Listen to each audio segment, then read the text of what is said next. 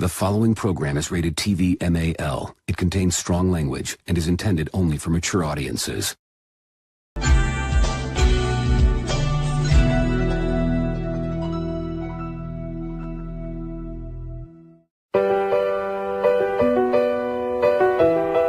We have to go back!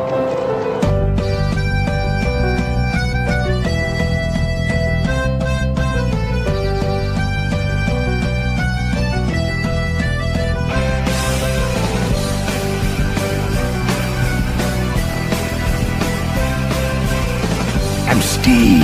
What a wonderful day!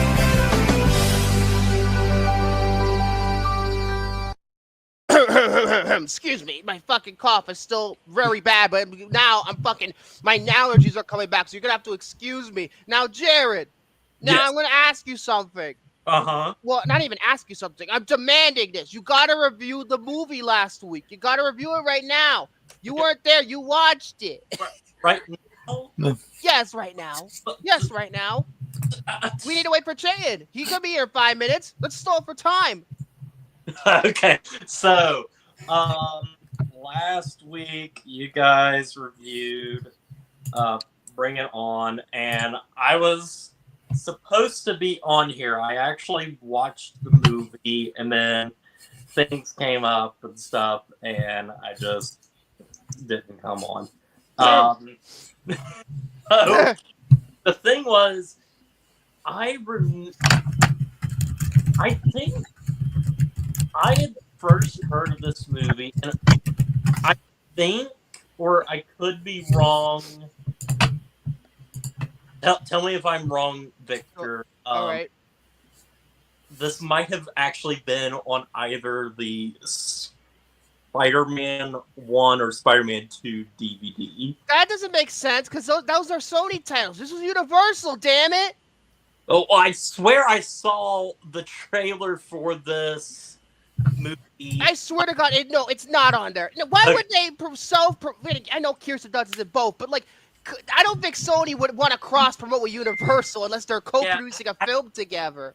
I remember seeing it on there, and that is how I came across the movie for the first time. I didn't watch it until last week for the first time, but obviously I've heard of this movie through that, and when I was a kid, had no interest in it. This was not me.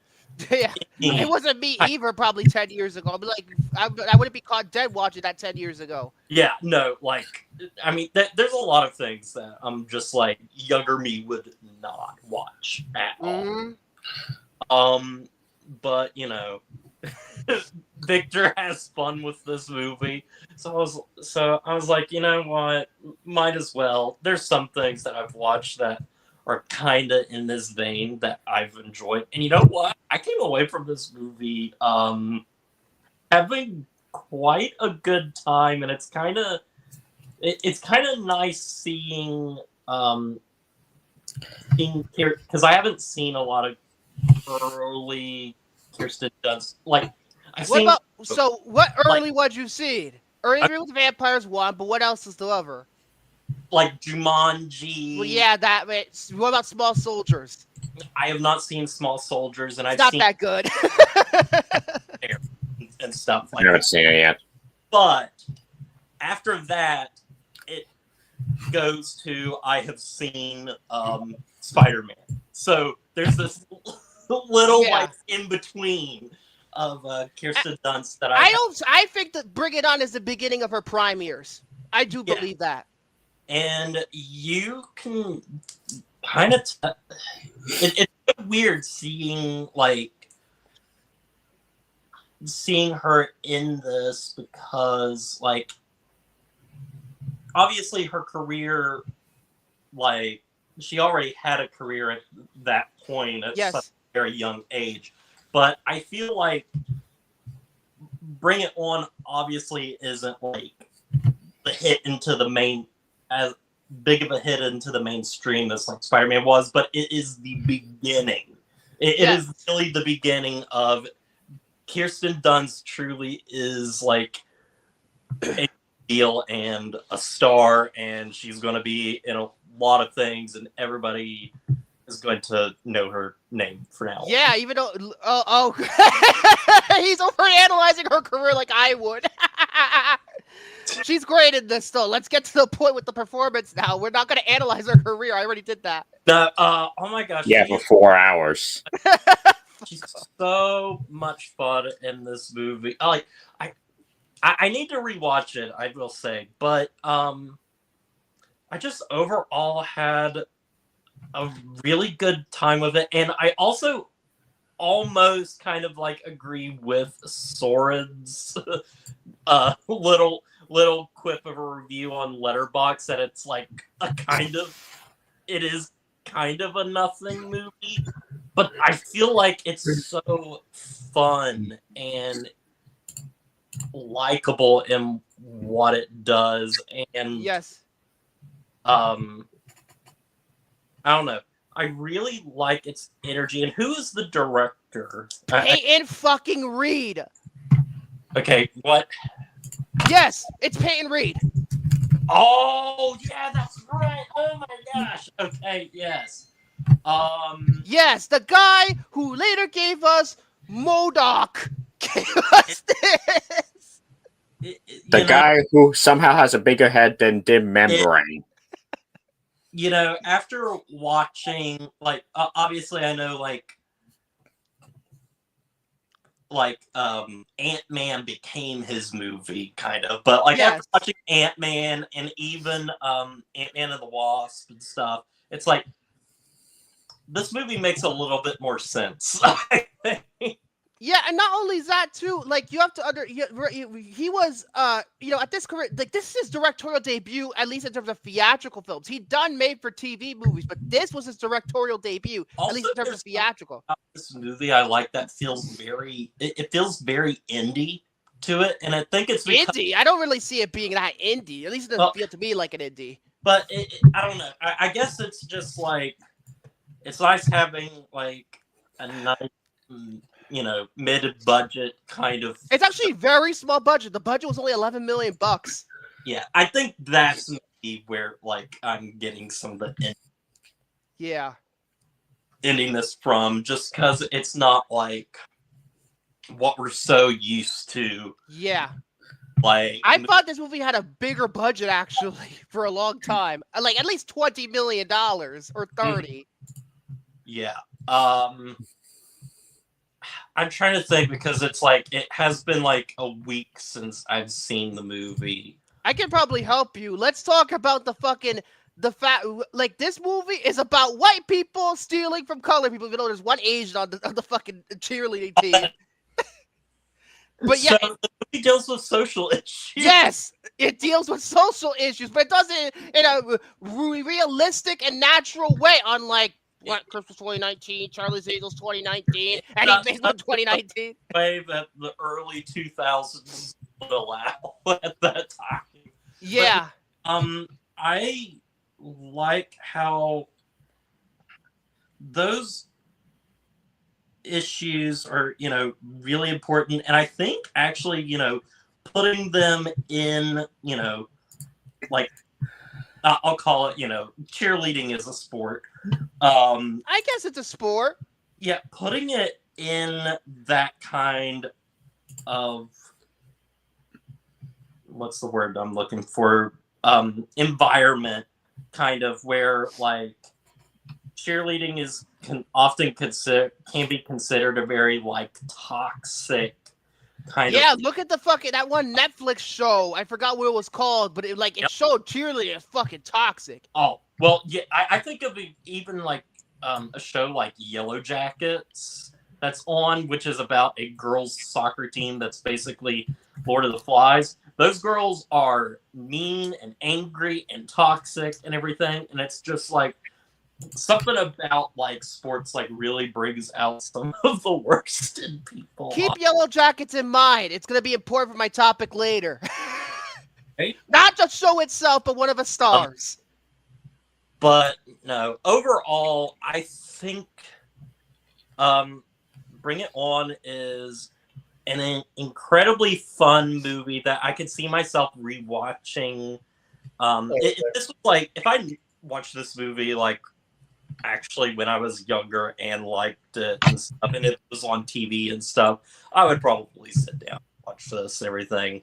Being who I am now. Yeah. Hello, Ax. Let's see. I know. Well, I know what your rating, Sword's rating was, and I know what your rating was, and yeah. Okay, you told me what Shaken's was. I gave this a 7 out of 10. That's roughly 3.5. I gave it a 6. I gave it a 4 out of 5, and then he gave it a fucking 2. Chad. Speaking of which, I don't think it's a like great film or anything, but it's a nice like kind of a time waster. Kirsten Dunst is really good, and everybody is, and it's just overall a fun time. Yeah, I agree with that. As for the sequels, no, we're not going to touch those 10-foot pole. Let's just pretend those doesn't when I exist. told you I wasn't coming, I said something like, I have like no interest in the sequel. Yeah, like the fucking horror version of it. They made a horror movie using the Bring It On title. Like, what the fuck is wrong with you, Universal? I need to watch it. Thank God.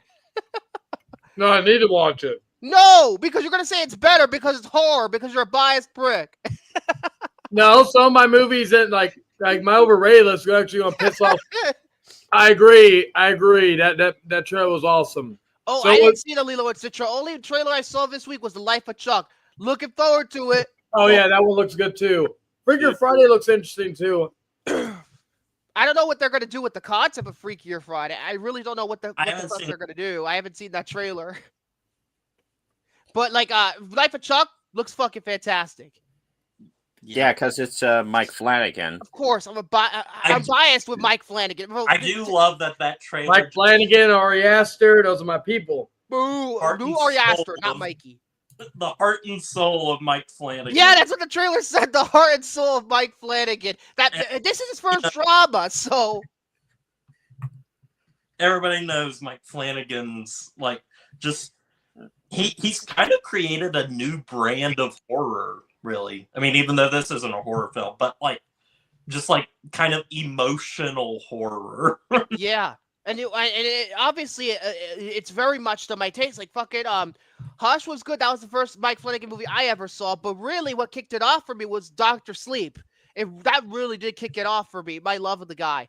And then I saw Haunting of Hill House not sometime after that. I have not seen the second season of that, which apparently he didn't even write most of it. So I don't even know how that's gonna be. That's the weaker of the two. But then he made his magnum opus with Midnight Mass. Midnight Mass is fucking fantastic. That I have seen. And his last Netflix show, which was also his magnum opus, it was Grand Finale, The Fall of House of Usher. God, that was a good show. Yeah, now he's making stuff for Amazon. I think the first project he's going to do is Carrie, unless he's going to do Dark Tower first. I want to see Dark Tower. I think he's the only man who could touch Dark Tower and make it good, unlike that shitty movie. Well, he's also got that Exorcist, the reboot sequel. Oh, that's right. That's the next movie he's coming out with. And then he's also working with DC and doing what, Clayface? Yeah, but he's not directing it. The guy who directed Speak No Evil, the American version, is directing that. Dang. So he wrote the script, and James Gunn liked it, so he approved of it. And I think it's going to be in the DCU, even though Matt Reeves is one of the producers. But yeah, I love Mike Flanagan. I love this man. He is one of the best. And, I feel like The Life of Chuck, a lot of people are saying, because it premiered at TIFF last year, and a lot of people apparently were crying their eyes out when they saw this movie. So. Well, I looked up, like, what the short story is, and it's, like, really fascinating to me. So I'm like, yeah, that sounds like something like really sad and yeah. I know what, and also I feel like to me this movie could prove he's kind of like, because this is his first drama, so he could be the next Frank Darabont, perhaps. Yeah, I was gonna say maybe this could be the next Shawshank or Green Mile. Yeah, better not be The fucking Mist. Fuck you, The Mist is great. Fuck you too. That's an awful movie. No, Yeah, no, it's Bad not. CGI, terrible ending. It's okay. Terrible Jake. characters. I like the Thank myth, you. although I Thank you. Oh, great. We're all fighting. It's a fatal four-way now. Anyway, one other thing about Bring It On. I know I decided to make a joke with the title of this video saying I'm gonna make a title because if you see Minority Report, you know that the penguin drops his spirit stick about 2/3 of the way through Minority Report, but we'll get to that. We'll get to that. But yeah, one other thing before I get started, I want to talk about is what the fuck is going on with Saw 11? What the fuck is going on? Yeah. Some people saying it's dead, other people saying it's just stalled. I don't know what the hell's going on with this movie. Yeah, because it's like Variety was like one of the first articles that I saw about it and everything, and it's all like reportedly, which can go both ways. Yeah, I think this is the long-standing prediction is that apparently the fucking people at Twisted Pictures, one of the producers, wanted to go ahead and do Saw 11 because Saw 10 made so much money. But then what happened was that one of the producers saw that the other producer, I forget his fucking name, it could either be Oren Corals or Mark Berg, I'm not sure which one, but one of them saw that Lionsgate made a deal with Blumhouse to remake certain movies like the fucking Blair Witch Project, even though it doesn't need a fucking remake because the Blair Witch Project looks fucking terrible. It is fucking terrible. It doesn't look terrible. I've seen the Blair Witch Project. It's fucking shit. But they're going to remake it, and now they're like, oh. And because James Wan's production company the 2016 folded, remake. well, that sucked too. Blair Witch 2, the first one, they all blow. Anyway, James Wan's production company, Atomic Monster, merged with Blumhouse, I think 2 years ago. So they're like, oh, let's remake Saw. And if that's the plan, if they're going to scrap this Saw 11 for a fucking remake, I don't want anything to do with it. Well, the thing is, the star Tobin Bell isn't really getting any younger. He's in his they need to fucking hurry up. I mean, he's not getting any old. He's not getting any younger. You're right. He's not getting any He's not getting any older. He's dead. What? What? No. I didn't mean to imply that, but it's fucking ridiculous. It's absolutely ridiculous that it's gone this far. And Lionsgate apparently hasn't even said to them, "Oh, you should do this, you should do this." Lionsgate's been out of the conversation. I'm just like, come on, dude. If Saw 11 is dead at this point, I would not advise. Which is, I mean, because apparently Saw 10 ended on yet another fucking cliffhanger, like they always do. Even the final chapter ends on a damn cliffhanger. And that was still a good cliffhanger, though. in ways. Well, even Spiral ended in one. You see, this fucking franchise doesn't know when to actually give an actual ending. That's why I like Saw 3 the most, because that was an actual ending. And I liked until they made Saw 4. Until they made Saw 4, exactly. When they fucking made Saw 4, all bets were off. But in the moment, Saw 3 felt like, especially if you watch the unrated director's cut of 3, which is only available on DVD. That's the only way you can get it. It's a 2-disc edition. Find that cut because that's the definitive version of that movie. I haven't seen the theatrical or the unrated, but I've only seen the director's cut. So watch that one instead. But Saw 11, if it really is dead, that's sad because Saw 10 was the most critically acclaimed movie in this entire franchise. And then they fucking put the load out of them and decided, hey, we want to make stupid money and we want to do a remake. So just fuck them. Fuck Twisted Pictures. You don't deserve my money anymore. Okay, I'm done talking now. Jared, you go first. It's you were gone, so you go first. So for me, I've got a list here that I made. I was talking before we got on here that I was debating about doing a list that it was Chayton that did it first, right? I did it first, didn't I? You did it first. Okay, that's right. I think basically underrated. Yeah, you did it first. Underrated movies that. Yeah, because you were there that one time. You were there. I think Yeah, you were there. I was. Oh my gosh, my cat is like clawing my door. It makes you feel any better. I got dogs all around me because I'm eating pizza right now. I'm trying to give and Luckily, my dog's not in the room right now, or else he'll be sniffing my food. I'm in the living room. That's the only reason. My girl's watching the Boondocks. It's the only reason why I'm not in the other room. Boondocks, funny show. Yeah. I didn't do that because I didn't have enough time to make the list. So, I just got my list done for the overrated. Oh, it's gonna piss some people off. Dear I'm not doing God. it to piss people. I'm not like this is the thing. I don't do these lists to piss people sometimes for fun, but but like Ugh. I know one especially is gonna probably have Victor have an aneurysm. Oh God. Oh my gosh. So, my list, I wanted to do this because I recently got a new 4K of a movie that I wanted to see last year, but did not get the chance to see it, and that is Gladiator 2. Oh, may God have mercy on your soul. I still heard never it was watched that. terrible. If you've seen the first one, you've seen the second one. Oh, Jesus. Great. They rehashed the same plot. Wonderful. But anyway, historical epics are my favorite genre of movies. I think it just stems from me growing up with, Ten Commandments and Ben-Hur and that stuff. So I like my, 3 hour plus, epics and stuff. So I decided, and I've made several of these lists before, but this time I've made a list of epics that I have not seen yet that I really want to see, basically. Because,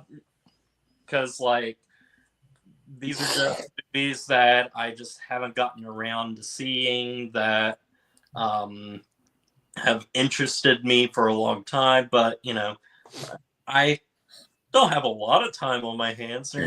Yeah. It's hard to put down time to watch a 3.5 hour movie when I could watch another 3.5 hour movie like Alexander a billion more times. My God. But a lot of these are not. These are not like in any particular order, but I will save one of them for last, and I will get into it. Some of these I don't actually know a super whole. I don't know a whole lot about and everything, but they are considered classics. And they're also just movies that have interested me. And not all of these movies are 3.5 hours, but they are still considered epics. It's kind of like Gladiator is considered an epic, but it's just 2 hours. Yeah, it's only 2 hours and 30-something minutes. So, I will start off with this movie from 1960, and I think it was directed, I think it was directed by Otto Preminger. It's a movie called Exodus. I've heard of that movie. Hey, it's the season 1 finale of Lost. No, it has nothing to do with the Ten Commandments. Except this, unfortunately. Now, after World War II and I think this is after World War II and everything, all the Jews a lot relocated back into Israel. So it's about that. It's a big 3-hour movie. And one of the only things I know about it is that it has a fantastic soundtrack. And I know this because my mom owns the vinyl record. Oh, damn. Ooh. And I have listened to it and it's fantastic. So that must mean that the movie itself is fantastic, right? Maybe. Maybe it could be boring as shit. Who knows? Yeah. Episode 9 had a good soundtrack, but it still sucked. This is one that has been on my radar for a very long time, but like I've just never been able to watch it. Now, this next one, I'm very interested. However, as of right now, there is no possible way to ever again see the full, like, 3.5 hour version of this film. That we will only ever be able to see, like, the 2.5 hour version. And that is the John Wayne directed movie, The Alamo. Oh, I thought you were gonna say The Conqueror. I'm gonna be like, really, Nah. Jared? You gonna watch him play Genghis Khan? I really want to see that. Oh my if god! I do, I will be laughing at I haven't seen that. It's funny he decided to play Genghis Khan, considering he's a racist. it. Yeah. I haven't seen that one or the 2004 version. Oh yeah, it did get remade. That's right, it did get remade. With Dennis Quaid, I've seen it a few times. I saw it was actually recently. My girl and I and her mom watched it because her mom loves that movie.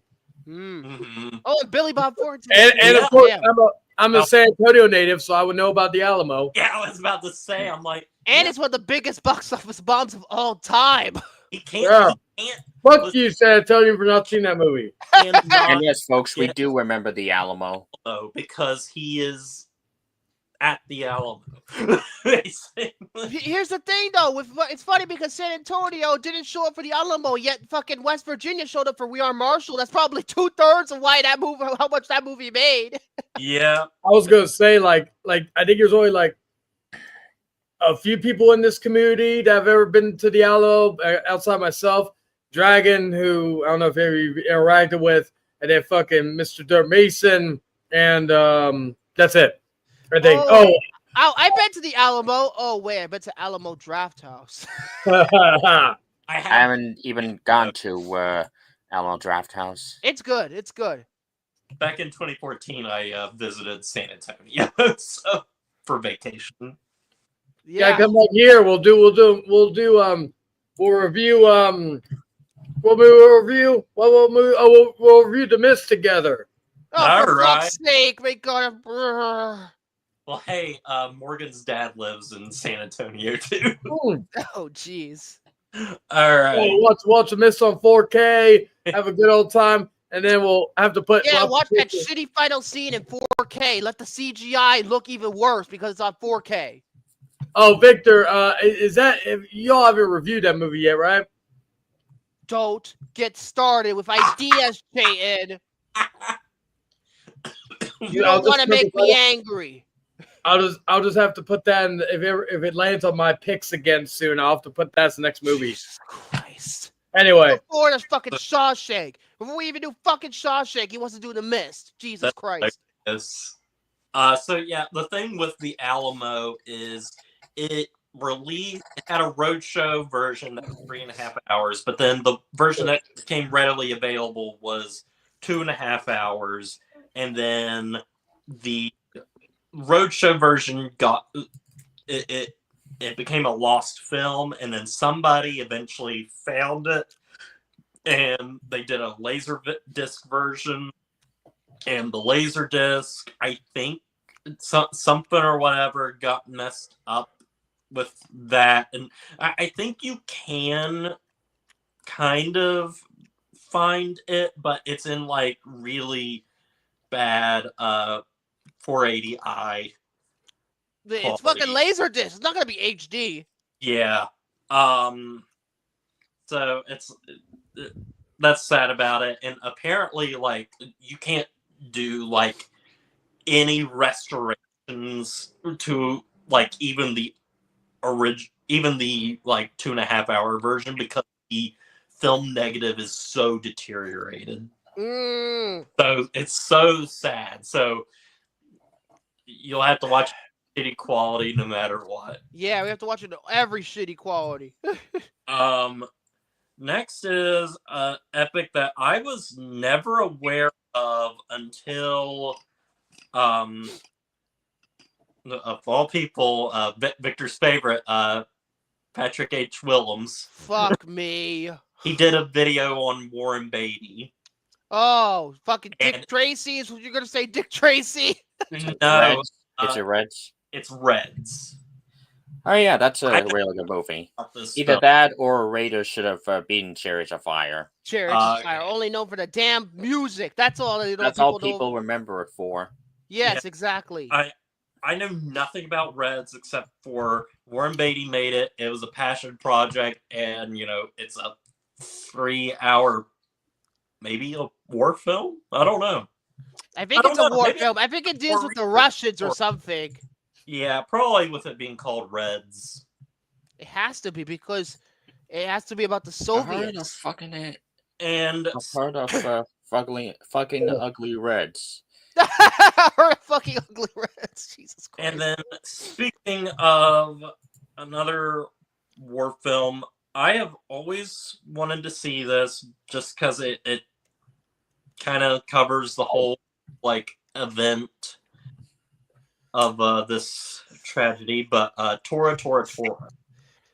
Oh yeah, that one I heard Their of. version of Pearl Harbor. Yes. Isn't that John Wayne too, or am I thinking of something else? I don't think it's John Wayne. I swear. Hold I on. don't think so. Nope. Okay. Jason Robards is in it though. Oh. Next I have is Oh, fuck. it's an epic kind of in the style of Gone with the Wind. In fact, this movie has a lot of comparisons to Gone with the Wind in that it's a similar kind of area, not the racism. Although Oh my god. Gettysburg. it is James Dean's final performance. Giant? Oh, Giant. Yeah. I haven't seen any of his movies. I have only seen Rebel Without a Well, you Cause. only made 3 movies, so you're 1 down. You're tearing me apart, Lisa. Yeah, you tore me apart, Lisa. Next is a movie we all love, our good old friend who directed, I'm gonna take his face, Off. Red Cliff, Red- parts 1 and 2. Red Cliff, parts 1 and 2. I have the extended cut on Blu-ray. I still haven't seen it. I want to see, the extended cut of this movie. This was when he left the U.S. and Yeah, he went back to Hong Kong. he made this after, and apparently it is phenomenal. It is You're gonna have dubs in it. his best film. I don't know. I don't know if it's his best film. I mean, Face Off is pretty tough to top, honestly. But again, that's his best American movie by far, because Mission Impossible 2 is not an epic. It's a shit stain. Yeah. Funny thing, it was supposed to be 3 hours. Mission Impossible. Yeah, 2. Mission Impossible 2 being 3 hours long. If the 3-hour cut still exists, I don't want to see it. Now, this one is a recent epic that I wanted to see, and I wanted to see in theaters, and I wish I had. I did not get the chance, and I think Soren has had the privilege of watching both cuts of this movie. Napoleon. I only saw the theatrical cut. You only saw the theatrical cut? I thought you saw the director's cut as well. Wait, No. which Napoleon are you talking about? The one it's silent Joaquin. film or fucking Joaquin Ridley one. Scott? Oh, Ridley Scott, the- entitled bastard. Anyway, I only saw the theatrical cut. I only saw the theatrical cut. Okay. Ridley Scott is an old I man. He's an old Where fart. I love Ridley Scott. Don't get me I'm wrong, remembering but your review now, because you loved the movie, and then you were like, if the director's cut, it's just more of this. I know. I still gotta see the extended cut. Yeah. I But prefer Tony one Scott. Sorry. Apple TV Plus. Yeah, only on Apple TV. Pirate that shit, damn it. And then I'm going to call this an epic because it's 3.5 hours, and it is kind of the most recent. The Brutalist. Yep. Well, Which is technically, that's going to be one crossed movie. off the list eventually, considering he put that on the damn wheel. Yep. I've been really wanting to see this movie, and there was one theater in my area that was showing it, and it was basically it's a really small theater that honestly might be the size of the room I am currently in. Jesus Christ, it might as well be a fucking dollar theater. Yep. Well, I saw it online, so Piracy. Yeah. So there's those. Yeah. We have this movie. It's a Charlton Heston movie around her. the time that he was making Ben-Hur and Ten Commandments. It's actually about a Spanish warrior, El Cid. It's kind of a Crusades movie, but not exactly. It all takes place in Spain. El Cid. Yes.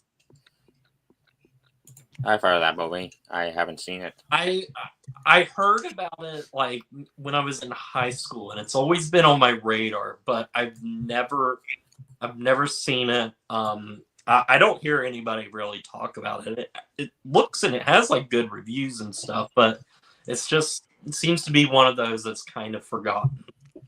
Yeah, and I never heard of it. So Next is Das Boot. we're talking about the TV version or just the director's cut? Oh yeah, that's a great movie. Wolfgang Pearson should have won Best Director for that. Maybe both eventually. But I freaking love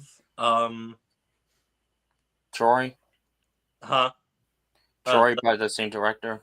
Yes, I love his movies. I love Never Ending Story. Air Force One, motherfucker. Yep. And then Das Boot is his big. Oh, In the Line of Fire was good too. That was really good. I need to see that so bad. The only problem I have with this is that I can't buy Clint Eastwood having sex with Rene Russo. I mean, the guy's like 30 years older than she was in that movie. So I have 2 left, and the next one that I'm going to talk about is probably the one that I've been wanting to watch the most, but at the same time, I'm saving number 1 because, like, Oof. I also want to see it, but it's going to be very hard. So what I have next is The Fall of the Roman Empire. I haven't seen that one. It was an epic in the 60s near the tail end of the epics. It didn't do very well. Yeah, this is when epics were flopping. New Hollywood was going to start. Yeah, it didn't do very well, but apparently it's a very different kind of epic in that a lot of it is like political intrigue. Think of like Game of Thrones, House of the Dragon, or Rome, the TV series from HBO. Yeah, it sounds like a precursor to Rome, and in a way, Gladiator is a remake of this film, except they took all the political intrigue out of it. It's basically an action movie. There's no gladiator shit in this movie. Yeah. It's around the same time period. It's about the end of Marcus Aurelius's reign into Commodus's rule. And kind of about, and the title isn't in reference to like the actual fall of the Roman Empire, but more like the ideals of what made the Roman Empire are beginning to crumble and stuff. this movie has always fascinated me. There's no real like Blu-ray or anything to really get. You can only really, I mean, there is a Blu-ray, but it's like doesn't work on. It wouldn't work on our Blu-rays, sadly. It's not Is it a region thing? It's it's not for our region. And then finally, we technically mentioned this. This is like the number one film, what I wanted to say for last, and it is Napoleon 1927. There's I haven't another seen one that you version. There's another one that you forgot. That was 3 hours long and you still haven't watched. And we reviewed it on the show a very long time ago. Magnolia. Yes, it's Magnolia. I will write that down. Magnolia. Magnolia is fucking amazing. So yeah. Speaking of epics, I have my own list on Letterboxd on longest hell movies to watch. Movies over 2 hours 20. Okay. I'll look at so that. If you want to see, if you want more, then I guess check out my list. I'll do that, Soren. So yeah. In fact, I'll link it here. Thank you. So yeah, Napoleon from 1927 is the biggest epic, the most epic of all epics. It is a silent film that is like 5 hours long. Yeah. And it was directed by this guy who had plans of making 6 Napoleon movies. Damn. He only made this one because it was fucking 5 hours long and expensive as shit. It's a very revolutionary film in that it's really the first instance of quote unquote widescreen, because where all they did was just stick 3 cameras together. Yeah, 3 cameras together that made a full super wide image. And he does weird things with it too, where he'll show a different image here and a different image there, and so it's like the Woodstock documentary. I guess or so. like Ang Lee's Hulk. Oh God, we don't talk about Hulk. However, I was looking, the only way that I have been able to really find, I've tried on the Fire Stick and everything, and it's really hard to find it and everything, but it is, I saw it that it is on Internet Archive, but I want to watch it on my TV. Yeah. Yeah. And the thing is, for a movie that is supposedly so important and on greatest films of all time and the 1001 movies to see before you die, that's great that it's on there, but it's not available for anyone in the US to actually see unless you get a region-free Blu-ray or DVD player, because you can only great. Region locked. Wonderful. From the British Film Institute. Oh, and great! That's gonna be region locked then. Somebody needs to Criterion or fucking. I don't see Arrow putting it out. Arrow's not the kind of brand to put it out. I think maybe Kino Lorber, maybe. Kino Lorber, because they have done they have done the art. Yeah, we all know Kino Lorber for their Studio Classics line, but they do art house shit too. Yes. So, I really want this movie to get some sort of official release.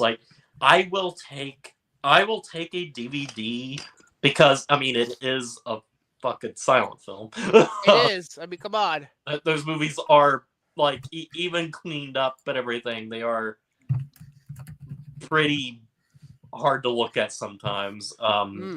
Just because of how scratchy and everything the early filmmaking was. But by 1927, things were a lot cleaner looking. But yeah, that is my list. Napoleon Fall of the Roman Empire is the one I really want to watch the most, and Napoleon I am intrigued in.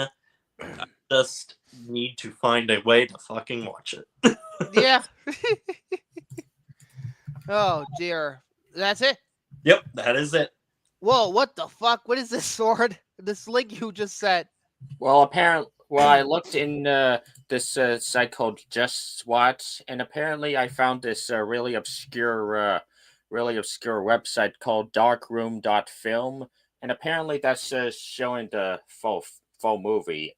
I think it's free. You just have to sign to an account or something. I see.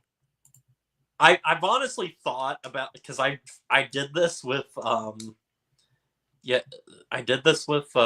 Brave, the movie that what's his face made, Johnny Depp. Oh, that's right, the Lost movie. I found it online and I screen recorded it with my iPhone.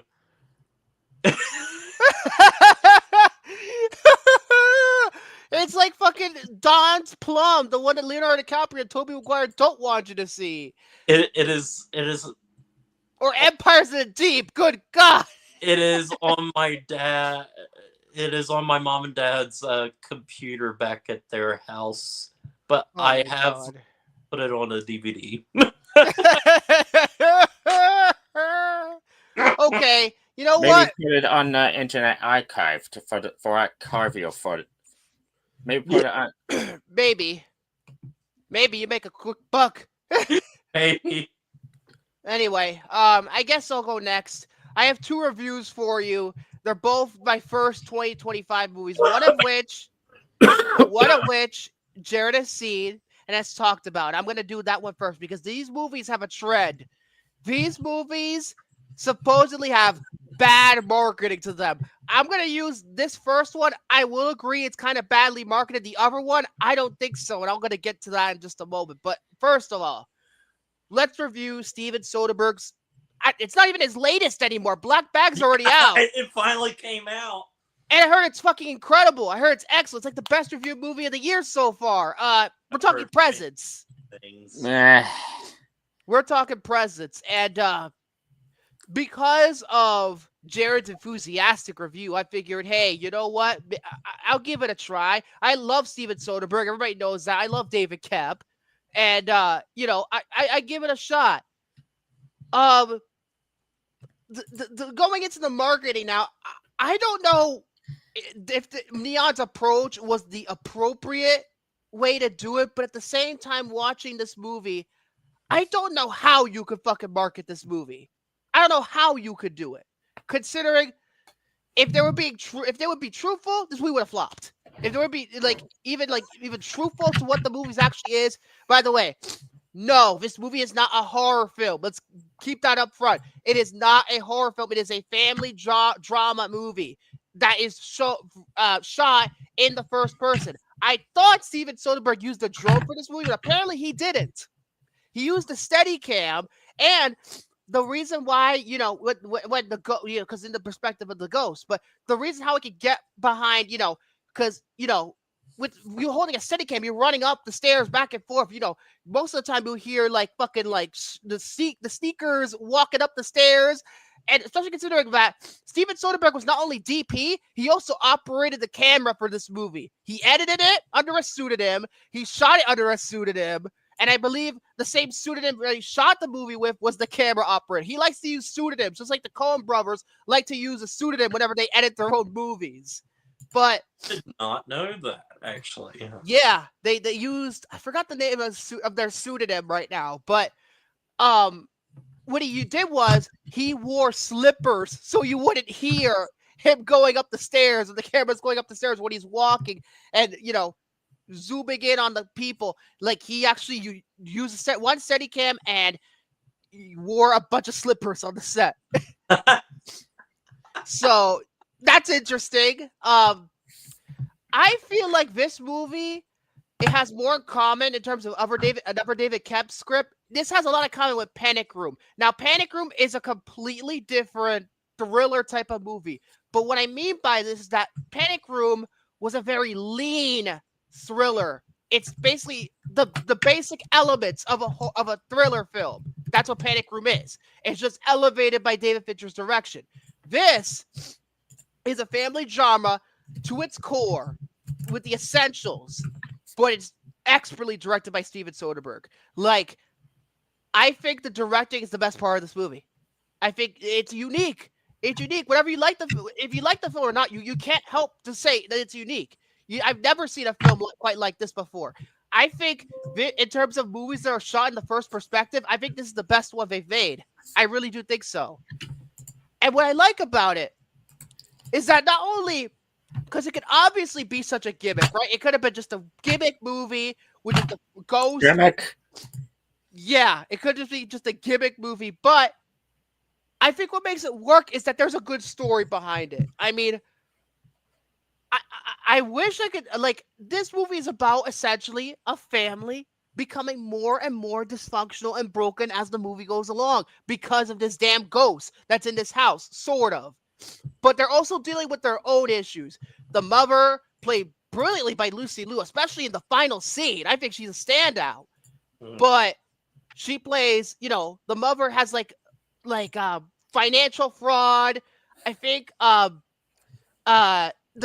dad, played by the one guy from This Is Us, he is like I think he is an alcoholic because he drinks a lot of alcohol in almost every scene that he's in. The brother is kind of a swimmer, and the daughter is dealing with the loss of her best friend who supposedly OD'd and died because she OD'd on like some drugs.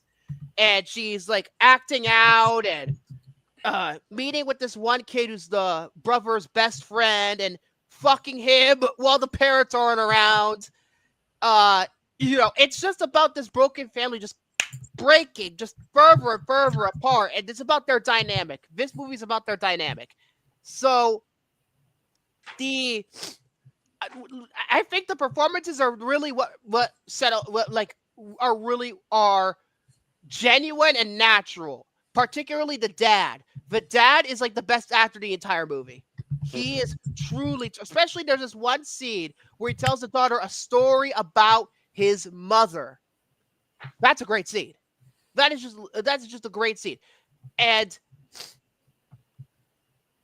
towards the back half, I want to say, it becomes more and more supernatural because the ghost, plays into more effect in the second half compared to the first half. The ghost plays more of a part. And I think at first I'm just like, what is this movie trying to do? What is it trying to do? What is it trying to say? I was invested throughout the whole movie. But then when the ending showed up, there's a twist ending, which I'm not going to say right now. But once the twist is revealed, at first I was like, interesting. I don't know if this makes any sense. I need to think about it. And when I was writing my review down, I thought more about it. And the movie actually gives clues to what the twist what was talking about. It gives little clues, just like Lost does on occasion. Not on occasion, frequently. They give Take another drink. I should probably have a Lost counter somewhere on the screen at this point. But they give little subtle hints and clues about what the twist is. And I thought that it was brilliant. I thought it was brilliantly done. And what I like about it is that it's not just a, oh my God, twist, but it has an emotional impact. That's what I liked about that ending. Particularly the final shot, which I won't say what it is, but I think it has a lot of impact once you know what the twist is. It has a lot of emotional impact. I love the final shot of this movie. Which I'm pretty sure he did use a drone, at least for that one. He had to. He had to. Come on. But the rest of the movie, I don't think was a drone. But I thought I think it's just a beautiful, beautiful movie. And for Soren, before you start asking, it's a ripoff of Ghost Story. I take this over a Ghost Story because I didn't say it was a ripoff. I didn't say it was a ripoff, to be fair. I think this is a more conventional Ghost Story. And I like this movie over Ghost Story because at least I don't have to suffer through fucking eating pie for 8 minutes straight. And I love both movies. No, I like this movie better. And I love Steven Soderbergh. And this proved to me that Steven Soderbergh is one of the best directors working today. He really is. And judging how Black Bag is, I really want to see that bad. So I have to wait 2 weeks when they put it up on VOD because it didn't do very well. Damn it. Yeah. I think it only made like, what, $5 million this weekend? But again, this weekend was bad for movies. Even Novocaine bombed. And I thought that movie was going to make money. Honestly, But the marketing that they did for it, it's like, you think. yeah. I saw you a would. lot of Novocaine, like, Yeah. But more you than know, like I said before, Neon, I feel like this movie, I don't want to say it's not commercial because it is a basic story at the end of the day. But the reason why it's not going to be for everybody, one, people are going to think that the acting is bad. I don't think the acting is bad because, especially they point out the 2 kids primarily. I think the daughter does a fantastic job. The brother, I feel like he didn't have enough to do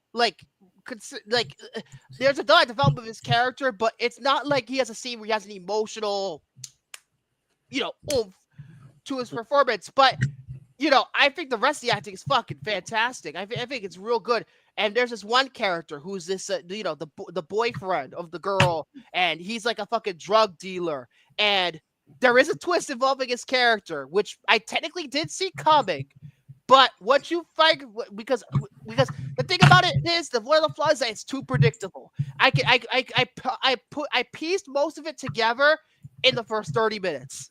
mm-hmm. Except for the twist at the end. I didn't expect that, nor could anybody. But the twist involving his character, yeah, I sort of figured it out pretty quick with all the clues that was given. But I like it because it is so lean and the movie is not too long, and yeah, it's super short. The only flaws I have, this is a major problem. Why the fuck does it keep cutting to black every 10 fucking seconds? Stop cutting to black. Could be edit it like a found footage movie. Just cut to the next scene, cut to the next shot, like a found footage movie would. I don't know why Steven Soderbergh decided to put black screen for like 5 seconds after every scene. I don't understand what's the point of that, in my opinion. But other than that, I love AVGN. How much more black can there be on the screen? The answer is none. Maybe what happened? He had all the footage and he forgot. Or he was making a and then if the cut to backs are like act breaks on Lost, whenever the commercial break goes, you put it in there. A drink pops up on Tubi. That will be where the ad breaks go. Yeah, the Tubi's job will be easier because of this movie. Instead of just going to commercial in some random place in a random scene of the movie, you put it on the black screen. Put it there. It's perfect. I'm gonna give it a 4 out of 5. I really fucking liked this movie a lot. I really did. I really enjoyed it. And if Black Bag is better, which I'm hearing it is, considering Soderbergh and Kep reunited after literally the fact that it even took 2 months only to get Steven Soderbergh to do another movie is crazy to me. It comes out 2 months later. Here you go. Here's the next movie. But apparently it's fucking phenomenal. So I can't wait to watch that. Let's go to the next one. And this is I don't want to say it's the highest grossing movie of the year, but I think it's one of the most talked about movies of the year, which is Companion, which came out late January. Movie of the year. I wholeheartedly agree. This is the true first great movie of the year. I mean, this movie just, wow. Before I get into the story, I want to talk about the marketing because it is notorious for giving away the twist in the trailer and on the fucking poster. But the apparition. Well, the apparition is the fucking end of the movie. I don't even consider that a fucking twist. That's a stupid ending anyway. But I'm going to defend Warner Brothers for the first time in about 2 years. By the way, fuck them for removing Looney Tunes from Max. Yeah, they did. And I usually defend David Zaslav, but fuck them for that. Fuck them kids. No, that's what he said. That's what he said. Fuck them kids. I didn't say fuck them kids. I said David Zaslav said fuck them kids. No, I heard you say fuck them kids. No, David Zaslav. I said. Are you out the clown now, no. Victor? No. Anyway, I don't know if this is considered a spoiler. You know why? This twist, you know why? It happens literally in the first 20 minutes of the movie. It's not like Abigail, where it takes fucking halfway through for people to finally reveal that Abigail's a vampire. That movie literally took halfway through to show that she's a vampire. If this movie did the same thing, I would have been upset. But it's the first 20 minutes of the movie. So to me, I'm going to defend them a little bit. Because had they not said what the movie's actually about, I don't think this movie would have made money. I think it would have flopped. I think it would have flopped. There's no other way to start. I'm gonna be honest here. My girl, like we saw it. That's the only movie so far I've seen this year, which is shocking, I know. But my point is that my girl saw it and she knew a little bit of what I told her, but she figured that something was going on, like it was a robot or something like that. She figured that in the wow, you're just not as bad as David Zaslav's marketing team. You just ruined the twist right away. No, I'm not even gonna fucking dispose of it. I'm sorry, but it was about a robot, okay? Yeah, if it's in the trailer, I don't consider that a spoiler because it's not something that people have to pay to watch. You can just look at it right now. Now, there are people who don't watch. Look at the damn poster. Even on Letterboxd, the same damn poster. It literally gives it away right there. Yeah, Jose, I saw your Letterboxd stuff for it. I was actually shocked, but but yeah. Haven't seen it. If it's online, I might give it a look. It's online because it you fucking pirate. a year in advance. The only pirate that had this movie, it didn't even have the movie. It had this courtroom drama called And Justice for All. Oh, Al Pacino! Because you're out of order. You're out of order. The whole court's out of order. Are out of order. The whole trial. David Zaslav is out of order. Yeah, he is out of order.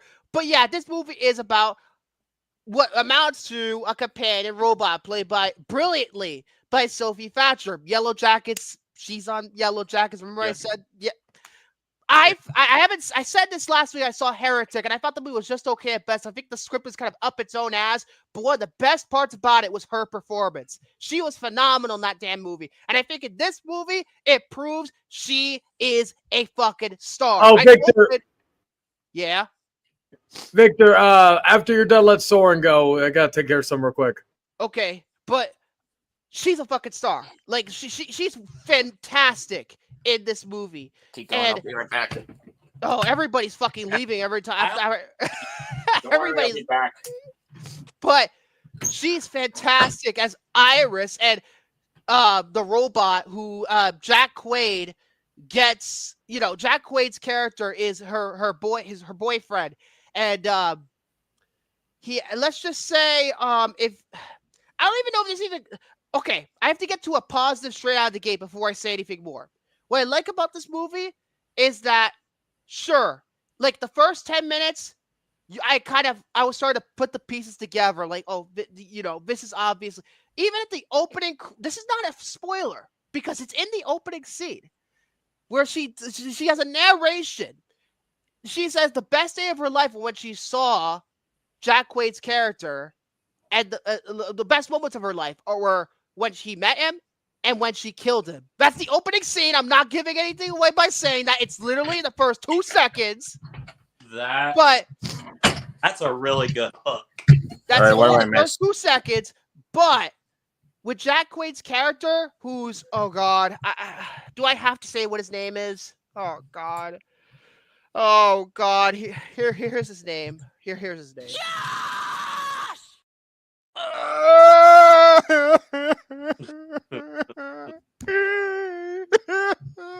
I had Nam flashbacks when I was watching this movie. I was having Nam, and they say his name a bunch in this movie, just like in the Blair Witch Project. Somebody take a fucking Josh counter. Jason! Oh God, yeah, Jason! Oh God. But Jack Quaid's character, he's the boyfriend, but like they do this reveal, which is, you know, any other movie, this would have been a twist. But the movie plays, what I like about their twist is that since it's predictable, you can piece it all together. Like you piece it together pretty quickly, so they don't make it a twist. Like they do this reveal, and it's like, and it happens like in the first 30 minutes. So again, not a spoiler. But they downplay the twist in a very nonchalant way. But what they made it brilliant about it is that they make the twist. The real twist of this movie is this: it's not just a thriller, it's a dark comedy. This movie is really fucking funny at times, like hysterically funny. It is a dark comedy. I was like, oh my god, like these people made a dark comedy about what amounts to how can I put this lightly, a sex bot. But you know, okay, I'll say it like this. In terms of what's his name? Fucking Jack Quaid. Have you seen Scream 5? I have. Yeah. Well, you figured out his character. However, again, the movie plays it in a like a downplay kind of way. Okay. In a downplay kind of way where you go, oh, you know, because Iris kills this one dude because they go to this house in the middle of nowhere where he's friends with this like Russian guy named Sergey, played by Rupert Friend of all people. I didn't recognize that was him. I did not recognize it was him. He's under like a beard. He has long hair. I'm like, I don't recognize this. This is not this. They can't be the same guy from Obi-Wan Kenobi. This can't be the same guy. But apparently it is. And he's great. But this guy, like, he kind of has how could you guys? He asked her for a massage, and he's trying to take advantage of her. Yes, this movie deals with social issues. It's about a fucking sex ball. Of course, it's gonna be about social issues. So she kills him, and we're led to believe at first for like 5 minutes there that she killed him in self-defense. Nope, Jack Quaid programmed her, jailbreaks the robot to kill this guy who is apparently a Russian mobster with millions of dollars to his name, and he's trying to steal his money. This is basically like, oh god, I have to say it right before Soren kills me. M3gan meets A Simple Plan. Yeah, M3gan. It meets Sam Raimi's A Simple Plan, which I rewatched ironically enough the other night. It was fucking underrated Sam Raimi movie, but and it's basically from their point forward, it's a home invasion movie. Jack Quaid's trying to, and a bunch of other people too. Like there's this there's this couple who are gay, and like they're you know partnering with them for the money. There's this other chick too, and they're out to kill her and get the money. And again, the dark comedy, the element of dark comedy is what fucking surprised me about this movie. People say, oh, it's a thriller, but I think it's a little more than that. I feel like the movie, for a movie being about social issues, I think, especially considering it's one of these movies where it's very obvious that the men are pieces of shit, and she's, the robot is the one you want to be sympathetic towards, who's a woman. But it's done in such a way that's not like Black Christmas 2019 or Charlie's Angels 2019, where it's just like completely full of misandry. It does it in like a subtle way. And it also does a good job showing with other characters that not all the men in this movie are bad people. They're not all bad. There are good men out there. This movie shows that. But Jack Quaid's character, there's no other way, or there's no nice way to put it. He's a fucking incel. That's what he is. He's an incel. Probably his favorite movie is Joker because he sympathizes with Joker, even though the movie is not. You're not supposed to sympathize with Joker in that movie anyway.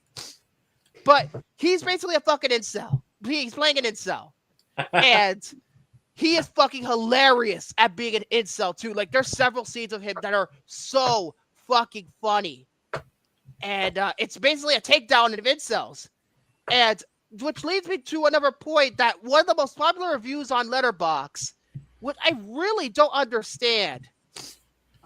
Oh wait, did they remove this cookie? Oh yes, one of the most popular reviews on Letterboxd says, "quote Oh, men are gonna hate this." When is Letterboxd turned into fucking Tumblr or TikTok? You didn't understand the fucking movie. First of all, I'm a man. I love the movie. Soren's a man. He loved the movie. So stop speaking for us.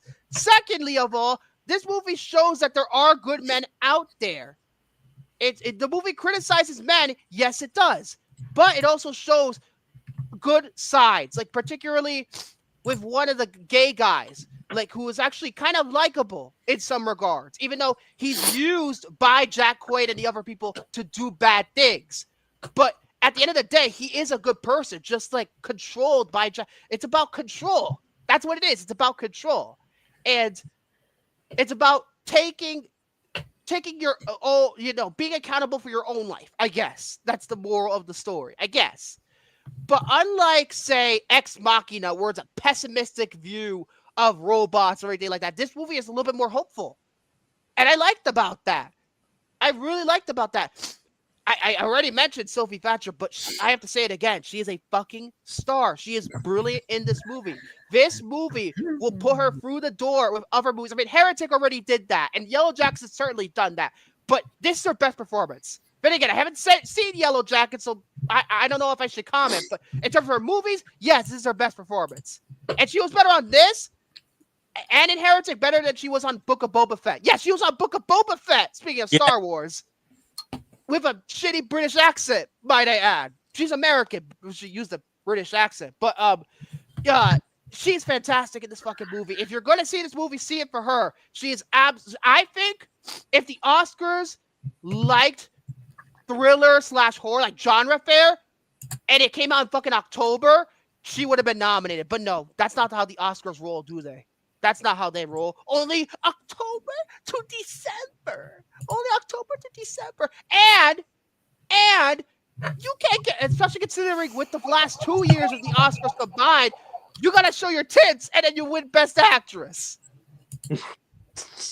To quote that Seth MacFarlane song. Yes, the Seth MacFarlane song. He was foreshadowing this all along. Seth MacFarlane foreshadowed this. I said it for years. I said it, I think, a couple of weeks ago. Seth MacFarlane was foreshadowing this all along. Oh, yes. They play Iris by Goo Goo Dolls in the movie. Just like that Deadpool and Wolverine played that song, and I was like, wow, I like that. They play it in this movie, and I'm like, okay, that's a little on the nose. I kind of liked it better when it was a Deadpool Wolverine, which is ironic because I gave Deadpool Wolverine a lower score than this movie's gonna get. But like, I just liked how they used Iris, especially when Deadpool and Wolverine come back from supposedly being dead and they just cue Iris out of nowhere. I was laughing when that happened. But yeah, they play Iris in the movie, which ironically, there's one. Although to be fair, even though it is on the nose, at least it's giving the new generation, it's introducing the Goo Goo Dolls to a new generation. Goo Goo Dolls are a fucking great band. They need to be more exposed to kids. So, yeah, I really like that. The movie is gory as shit. This movie's gory. This movie is fucking violent. It is gnarly. Then again, this is from the same producers who did Barbarian. In fact, Zach Krieger, who directed that movie, was one of the producers on this. And I like this movie over Barbarian very much because at least this movie makes sense. It has common sense. It's a by the way, Disney, when are you going to release Barbarian on Blu-ray? Barbarian is just a shit stain. There's a reason why it's not on Blu-ray because it fucking sucked. It sucked dick. Explain that David O. Russell movie that was terrible. That got on Blu-ray. David O. Russell could go fuck off for all I care too. But yeah, I worked on this fucking thing for 3 fucking years. I always, when I talk about David O. Russell, I have to mention that fucking line. But this movie is fucking terrific. And you know what's funny? When I was done with this movie, like, I went to go hit the shower before I went on here. And the song that's in the end credits of this movie, well, technically it's in the final, they do a weird thing where the final scene is played over the end credits, which is kind of weird. But that same song, and I was trying to look for clues to go hit the shower. My mom was in the kitchen cooking dinner, and she was playing that exact same song that I just heard about 20 minutes ago at the end of this movie. And that kind of made, I started thinking about that final scene again. And it's such a good movie. It's such a great movie. It is so good. It is absolutely worth your fucking time. This is, as Soren said, this is truly the best, not the first great movie of 2025. 5 out of 5. Yeah, 5 This is out of 5 5. Seal Cinema. It's fucking fantastic. And honestly, don't be surprised if we review it on this show. We got to do at least one modern movie this year somehow. Don't be surprised. But if you haven't seen it, it's already out on digital. I think the Blu-ray's coming out in a couple of weeks. So pick it up, I guess. I'm going to probably buy a physical copy of it. I don't know if I'm going to get the 4K because, you know, with certain movies like that, I don't even know if it's worth the 4K treatment because this movie has a little bit one of my bigger pet peeves of mine, which I didn't eliminate, like put half off, take part of my score off because of this, but I don't like in modern day movies that the lighting, whenever it's a dark scene where it takes place at night, it has to be so dark you can't fucking see what you're looking at. Well, it's realistic. I want to see whatever it's going on. Nosferatu, most of the movie takes place at night, and I can see what's going on. You got no excuse. But anyway, 5. This is a fucking great movie, and everybody should watch it. If you haven't seen it, just go out there and fucking watch it. It's worth your time. It's absolutely worth your time. And I'm going to be watching this movie again sometime soon. So that's my 2 reviews. Soren, it's your turn because Shane's, you know, taking care of business. All right. Not like, I have, not like Michael J. Fox, but, you know. All right, I recently put down my list, and it involves everyone's favorite constant Oscar nominee. Oh, dear Lord. When I heard him say this, I was just like, oh, no. Say the name. Yep. As we all know, Diane Warren's been nominated pretty much every year nowadays. So I figured I might as well do a marathon of all 16 of her Oscar-nominated songs. Diane fucking Warren. Jesus Christ. And I have put them together in this little list. And now, I'm not going to, like I said, I'm not going to go 4 hours on it. I'm just going to say a Well, there's little only about 15 of them, to be fair. 16. Oh, 16. Anyways, on to the list. Number 16, we have, from 2022, we have Applause from Tell It Like a Woman. I haven't seen that movie. It was a pretty terrible song. I didn't really care Which for one is this from? I don't know. Applause from Tell It Like a Woman. Oh, that's like Oscar bait movie. It got very bad reviews, but it was nominated for that one Oscar for Best Original Song. I know what this movie is. Now, for every single one of these entries, It's an anthology movie, I think. I'm gonna say whether it deserves to get nominated, and if not, and say, who the fuck sung it? Let's just see. Let's just see who fucking sung it. Does this deserve to get nominated? No. I'd replace it with either Geo Papa from Pinocchio, the Guillermo del Toro one, Sunny Side Up Summer from the Bob's Burgers movies, or pretty much anything from Lila Crocodile. Oh, Jesus Christ.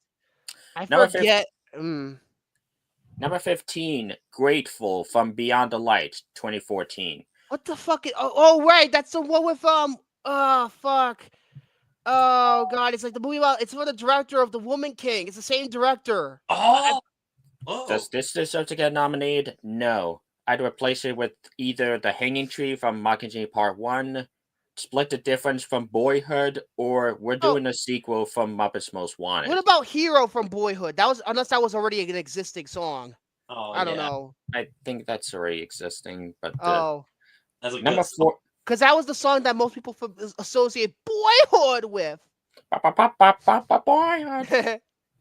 Number 14, we're gonna go back in 1996. Because You Loved Me from Up Close and Personal. Oh, Up Close and Personal. That's the only reason why people remember that movie. Okay, does this get nominated? No. I'd replace it with either I Believe I Can Fly from Space Jam, and that was before R. Kelly. No, not anymore with R. Kelly, no. Or the true winner, Hellfire from Hunchback of Notre Dame. Actually, I think The Bells of Notre Dame will probably be the more likely candidate, I think. Number 13, I'll Fight from RBJ, the documentary from 2018. Oh, yeah. I heard of that one at least.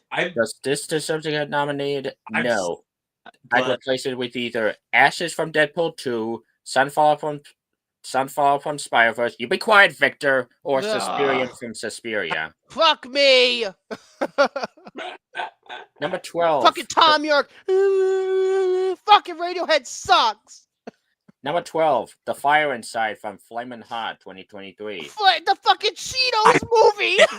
I remember. The fucking Cheetos movie. Does this deserve to get nominated? No. Replace it with either Dance the Night from Barbie or anything from Wonka. I feel I had another one, like in terms of that best original song that I forget. Elemental. Steal the Show. That should have won. Number 11, from 2021, Somehow You Do from 4 Good Days. Does this deserve to get nominated? What the No. hell is 4 Good Days? I've never heard any of these movies. I know what that movie is. Yeah. I'd replace it with either Rain from Suicide Squad or the true winner. We don't talk about Bruno from Encanto, or even Overplayed. It's a good. I take it over, Let It Go, but it's still overplayed. Number 10 from 1999, Music of My Heart from Music of the That's Heart. actually a good song, and that's a really underrated Wes Craven movie. I'll go to bat for this one. And it's like one of NSYNC's like ballads.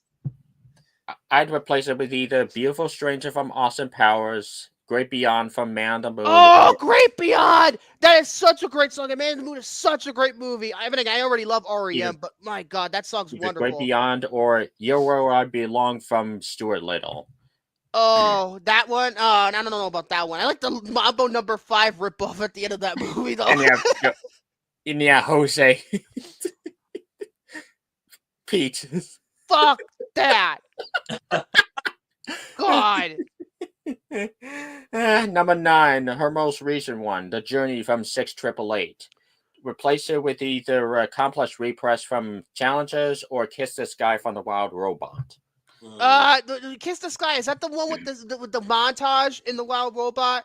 That one is, from what I remember. Yes, because that was a great that is like that scene is just a magnificent montage. One of the best montages in recent memory. All right, now we're gonna get to something even better. Now we're gonna get better. Number 8 from 1997, How Do I Live from Con Air. Even though technically that's not even an original song that got nominated because Leanne Rimes did the original in 96, and then this is the Trisha Yearwood version for Con Air. Does this deserve to get nominated? Not really. It doesn't fit Con Air. Con Air is supposed to be a fun action movie that's kind of like doesn't take itself too seriously. That song takes itself too seriously for Con Air. I never understood its inclusion. I'd replace it with either Tomorrow Never Dies, Men in Black, or Once Upon a December. What about? Oh wait, My Heart of Colin was already nominated. Men in Black, because Men in Black, the song and the movie are awesome. Number 7 from 2017, Stand Up for Something from Marshall. Does this deserve to get nominated? Maybe either that or Evermore from the Beauty and the Beast remake. Oh, with is that the fucking auto-tune Dan Stevens? Damn, yeah. You don't need the auto-tune Dan Stevens. He could sing. Watch Legion, but no, they auto-tuned him anyway. Number 6 from 2019, I'm Standing With You from Breakthrough. Does this deserve to get nominated? Breakthrough, Jesus Christ! Maybe. I saw that movie. It's not good. It's like a faith-based movie. Yeah, I heard it was pretty mediocre. It's not good. Topher Grace plays a priest. That's all you need to know. And then he played a priest again in Heretic. Does this deserve to get nominated? Maybe either that or the catchy song from Lego Movie 2. This is 2019, right? Yeah. Was Speechless from Aladdin nominated or no? No. That should have been nominated! Especially the scene where fucking Jasmine somehow stops time and she sings that song. It's brilliant! That was the best scene of that whole remake. And I like that remake for the record, but that is the best scene of that whole movie. But no. What? And then again, it's fucking Pesach and Paul, so I don't know. Because Dear Evan Hansen got them canceled. The movie Dear Evan Hansen got them canceled. But again, they did the music for Snow White. May God have mercy on us, so how well that's going to do. Number 5 from 2015, Till It Happens to You from The Hunting Ground. That I heard of, because like a documentary about like assaults in colleges. I think it's a I think so. documentary. Now, does this deserve to get nominated? Yeah, but here's the problem. The real winner wasn't even nominated. See you again. Oh, I will never forgive the Oscars for not nominating that song. I will never forgive them. Never. Number 4 from 2001, There You'll Be from Pearl Harbor. Pearl! Does this deserve to get nominated? Fucking Faith Yeah, Hill! Wait, yeah, you think he deserved it or no? Yeah, it deserved to get nominated. Fucking Pearl Harbor, Academy Award nominated. I've never seen Pearl Harbor. It actually won a sound Oscar. I mean, I'm not saying the whole movie's bad. I'm sure the action, the war sequences are really good in it, but it's just the romance that kills me about it. And that's why I don't want to watch it. It's a Titanic clone. Yeah. Number 3 from 1998, I Don't Want to Miss a Thing. Why the fuck is that number 1? That's the most well-known song she's ever fucking written. And people think Aerosmith wrote that song. No, they did not. She did. Does this deserve to get nominated? Yes. Yeah. Number 2. Yes, it did. Mm-hmm. Number 2 is IOCC from The Life Ahead from 2020. What the hell is The Life Ahead? It's the Sophia Loren movie. Oh, it's a documentary or something? No, I don't think so. Oh. Does this deserve to get nominated? I'd say yes. And number 1, her very first nominee from 1987, Nothing's Gonna Stop Us Now. From Mannequin Starship. Yeah. I remember Siskel and Ebert when they did they predicted the Oscars. Like every year they would predict the Oscars, and that year in terms of best original song they had no choice. They picked no song because they didn't like any of it. They didn't like the Karate Kid Part 2 song. They didn't like that. They didn't. Wait, no, that was 86. Excuse me. What was that? 87. I don't remember. They didn't like I'll Have the Time of My Life. They didn't like the song from Cry Freedom. Like, it ended up winning. I Had a Time of My Life. I've had the time of my life. Don't sing that fucking song again. I don't want to be reminded of fucking sandals commercials. That's Don't worry, I'm not gonna turn this into Amelia Perez. Oh God, help me with Amelia Perez. But like in terms of Diane Warren, I'm surprised that 2/3 of that damn list are for movies I never even heard of. I know, like, yeah, they're pretty much the only nominations some of these movies got. Honestly, it's a joke for her to be nominated now. It's like, she did a song, okay, nominate her. But you know what? She should have won the Oscar this year if it means not giving Amelia Perez another Oscar. So. Yeah, it's like General Hux. I don't care if Diane Warren wins. I need Amelia Perez to lose. Yeah, exactly. It's exactly like Hux. But you know, in terms of list, I guess I like it where it's at. But I would put Music of My Heart a little bit up because the movie. That was the only drama Wes Craven ever directed, and I think it is a very underrated movie in his filmography. I'll have to see it. It's very good. Meryl Streep is very good, and I think she was nominated for Best Actress, like she usually is. But it's a very good movie. It's a very, very good movie. It's almost like Dangerous Minds, but about like music class. It's almost like Dangerous Minds or Freedom Riders, or whatever. Freedom Riders and Dangerous Minds are basically the same movie. I prefer Dangerous Minds personally because it's more gruff and gritty, but still, yeah. Gloria Estefan was on the song too, not just in sync, and she's in the movie too. Have you already reviewed it on the Popcorn Panel, or do you? I haven't reviewed it. Do you have it on the wheel? I don't have it on the wheel. Maybe someday. I mean, it's not. I want to get through at least Scream 2 before I can pull out Music of the Heart. But in fact, you know what's funny about Music of the Heart? Fun fact: the reason why, how that movie got made was, of course, since it's Miramax, Harvey Weinstein made a deal with him. Because it was a passion project. Music of the Heart was. It was a passion project for him. So he said, "You know what? I'm gonna make you. I'm gonna have you have this. I'm gonna help you make this movie, but only if you do Scream 3." And that's why he did Scream 3 because if he didn't, he probably would have. The thing is, from what I've heard, Wes Craven didn't really want to do horror. He mostly wanted to do romance films, from what I've heard. Yeah, but then of course, he was like, typecast in that, like Hills of Eyes, the Scream movies, Nightmare on Elm Street. He was kind of typecast in that, but I think he's a great horror director. I think he's the greatest horror director. I don't. Oh yeah, he's really good. Like some people say John Carpenter, but I say Wes Craven. Wes Craven, of course, Scream means a fuck ton to me, but that's one of his more underrated looks. I'm stalling for time because Chain's not back yet. I'm stalling for time. Oh God, was there other like best original song? Like you could do like any like other best original song like nominations that weren't really nominated. Like okay, See You Again. Was there like any other ones that wasn't even fucking nominated? Let's see. I'm trying to think because I'm not an expert when it comes to fucking. I'm not an expert on the. I like songs written for movies, but I'm not an expert in this category. Let's see. Let's see. Other ones that were nominated was the.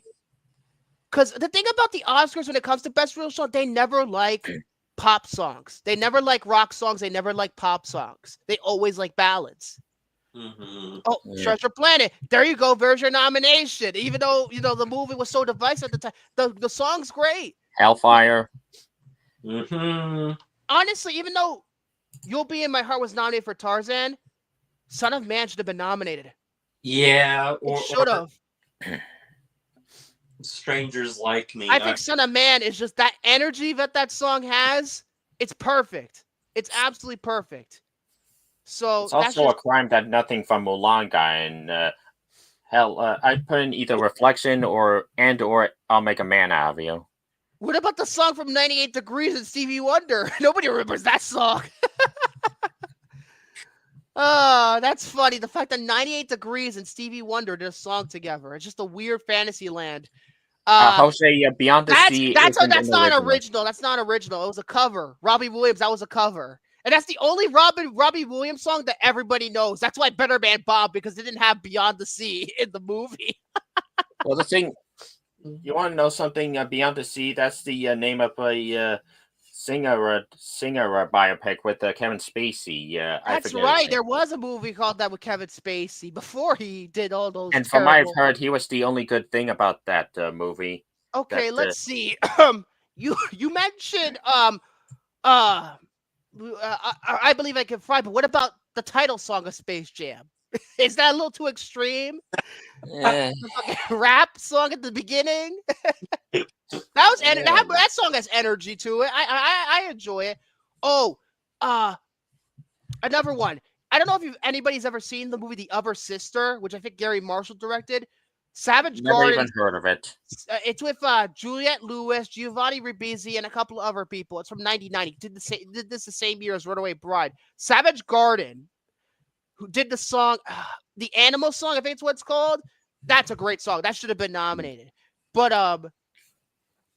Gangsta's Paradise was not nominated. I don't think it was written for a movie. It was. Apparently it was. It was. Does Paradise? I think it was written for Dangerous Minds. I believe it was. Something tells me it was. That's why. Yeah, because Dangerous Minds came out before the album that had Gangsta's Paradise on it, Coolio's album. So it was written for Dangerous Minds. It was. No doubt about that. But that should have been nominated. I know. Not Truly Madly Deeply. It's not. That one was not. I think that was in a movie. But speaking of Randy Newman, fuck, from the first Toy Story. Fuck. You got a friend of me? No, the other one. Strange Things. Yes, that one. And no, not the Netflix show. That's Strange Things. But and then is there another Randy Newman I can think of? The song for Toy Story 4 was nominated, right? Yes. I think it was. Yeah. Thank God. Thank God it was. Yourself away. Yeah. Let's see. You could tell I'm stalling. Independent Woman Part 1, Destiny's Child, Charlie's Angels, first one. That was a hit. The movie was a hit. The song was a hit. Should have been nominated. people talked about that song as much as they talked about the movie. It's associated with the movie. So let's see. Oh,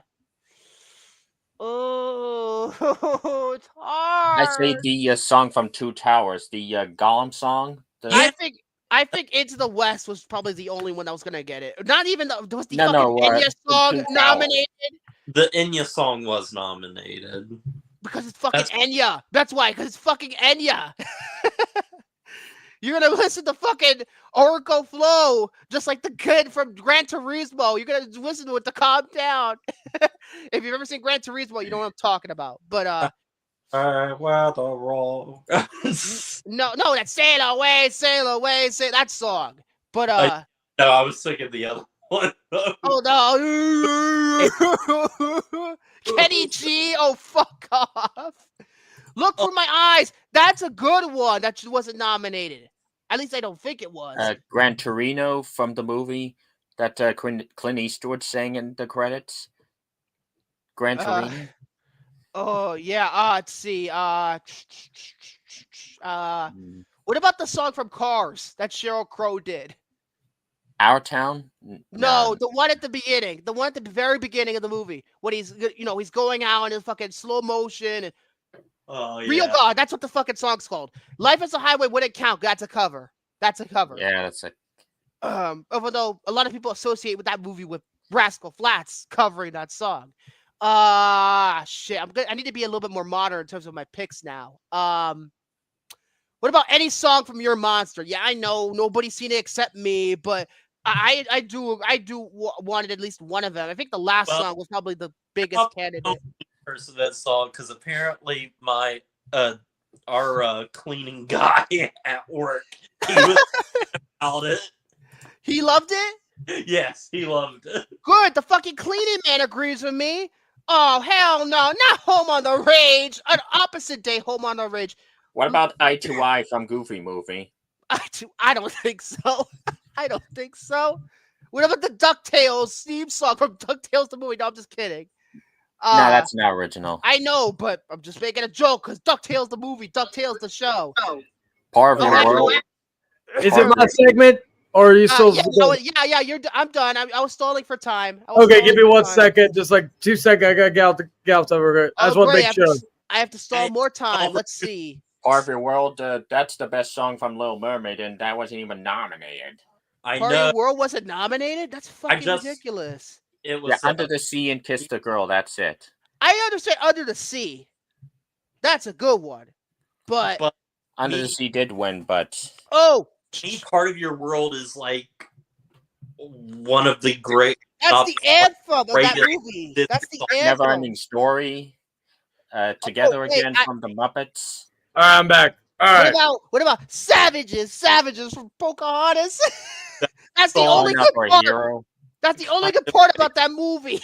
That movie kind of stinks, but Colors of the Wind is not bad, but Savages, that's the one I remember. Anyway.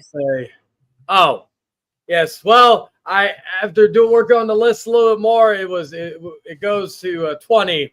But yes, this is the 20 most overrated movies in my opinion. Now, I want this to be perfectly clear to everybody before they fucking lose their shit. Are any of these movies bad?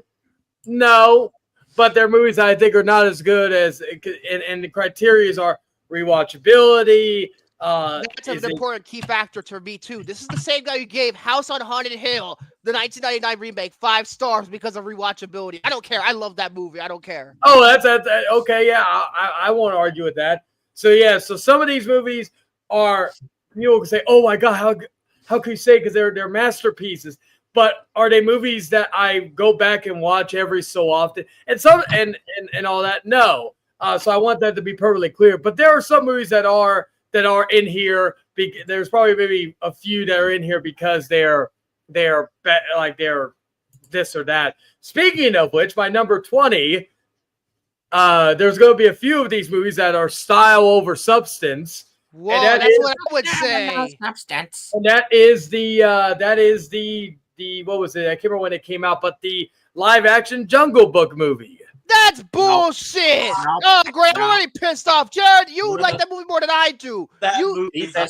The best Disney remake. The He best see Disney- Jared called it a masterpiece, Chanton. Well, What do you I want was gonna to say that movie is a fucking like in terms of Disney remakes, it probably is, but that ain't saying much because you got a lot of trash you gotta go through to find something. There were But, some good Disney remakes. Cinderella. Jungle Book animated. But again, I can't even call it a live action movie because of the fact that the Wow, only everybody's thing that's mad, live bro. action- The only thing that's live action about it is the boy. The rest of the movie's filmed on a soundstage. But what about the fucking scenes in the water? I feel like the scenes in the water had to be at least somewhat real because that's for real water. It's fake, like fucking I don't know. Let me tell you, Shane, if you think this is an animated movie, watch the Lion King remake. Thank Oh, you. I don't even call that a live action remake. I just call it a I do remake. because there is one. They've There's been, exactly calling one. it fully live action that my mind's been it's a CGI. It's a To CGI me, line. it is live action because there is one shot that's live action. There's one shot, and I think it's the opening shot of the sunset. I So what? think that's Wall-E live has action. live action, and that's still animated. Imitate live action. Now, number 19, and that's probably not going to be the worst one that pissed people off. Don't The worry, word- this is just beginning. Number 19 is Interstellar. Nope. Oh my No. god! I Damn! like the movie, I but again, I understand. don't think it's. Like a 70. I will say this though. I think you're But I- valid because it only has like a 70-some% rating on Rotten Tomatoes. And number two, the fucking sound mixing is horrific in that movie. Oh, okay. For once, well, there's I another don't one. agree. I gave it a 4.5, but the 0.5 is the fucking sound mixing is awful in Yeah. that movie. But It's again, terrible. I love the movie, but again, it's not like it's not one of Nolan's best movies. Like No, it ain't. I would have put Tenet in here, but Tenet, I don't Oh, feel. Tenet, that should be like top 5. God, I feel like Tenet. Tenet doesn't get a Tenet lot is of like a a lot of over like I doesn't- do not like Tenet it's one more bit. divisive. So that one I didn't feel like putting in Yeah, there. let's mumble the whole movie. Let's mumble for 2 hours and 30 minutes. Once again, Number you really should stop 18, mumbling Steve. because Oh, go it's ahead. starting to bum me out. Yeah, that is why Oppenheimer, you just stop mumbling before the bomb goes off. Speaking of Nolan, there's one other Nolan movie in here. Number 18 is Dunkirk. I have a love-hate relationship with that movie. I I have a love love-hate relationship because do not think that movie. technically it's a masterpiece. Technically, it's a masterpiece. What kills me about that movie, there's barely a story. There are no character development whatsoever. That's what kills me. No character development. So how can I care about Harry Styles when his character is underdeveloped? Oh, so I know I'm going to lose Victor later on. So I know this. So far, so good. I don't. People say it's better than Saving Private Ryan. No, it's not. Saving Private Ryan is the GOAT of war films. It's the GOAT. You're gonna hate me later than Victor. Oh, you. Number 17 is Ferris Bueller's Day Off. What? Nah. I was never a Matthew Broderick guy, and also I just didn't find it funny, and the story didn't really interest me. I will say Jeffrey Jones should have been Oscar nominated for that. Well, he's I'm a literally pedophile, sitting so there, and I'm like, this is a classic that people keep telling me about. What the? It's not a horrible movie. It just again, it's mediocre at best. I feel like you have to be there at the time. A lot of John Hughes movies, I mean, except for The Breakfast Club. I think The Breakfast Club Breakfast is Club is timeless. So it's timeless. But the Pretty in Pink, Ferris Bueller, you kind of have to be in the mindset of the 80s to understand those movies. And maybe that. Well, I love the 80s, but it's just that Uncle one. Buck is also timeless. I'll give it that. Uncle Buck, which is like Number very 16, good. the one Jim Carrey movie that I never understood why it got so much acclaim. Dumb and Dumber. What? That is my favorite Jim Carrey movie. Hey, want to hear the most annoying sound in the world? Peaches, peaches, peaches, peaches, peaches, peaches, peaches. I just thought again, this movie I feel like it's not funny. It's fucking funny. I've tried watching it, funny. and again, I love most Jim Carrey. Pretty underrated too. Which one? The Dumb and Dumber sequel? 2. I heard it's awful. That's why I never Well, these seen are it. overrated. These are overrated though. So. Also, the fucking scene where Jeff Daniels suffers from the laxative. I've only seen this movie twice. I saw it when I was a kid, and I didn't like it then. I watched it many years later, maybe thinking it was like that. And yeah, number 15, and this is what Tom and me would agree on. Number 15, E.T. What? Tom's not here. Oh God. Oh no. I just again, Well, it's a great movie, but again, is it one of the? In my opinion, is it one of the all-time classics? You have to understand, E.T. is what got me into movies. Of course, the movie's gonna have a special place in my heart, and I think it's a masterpiece. Number 4. Oh wait, I forgot one honorable mention that would have. Change for the future. Number 21, Superman. I hope it's the 2025 one. There was.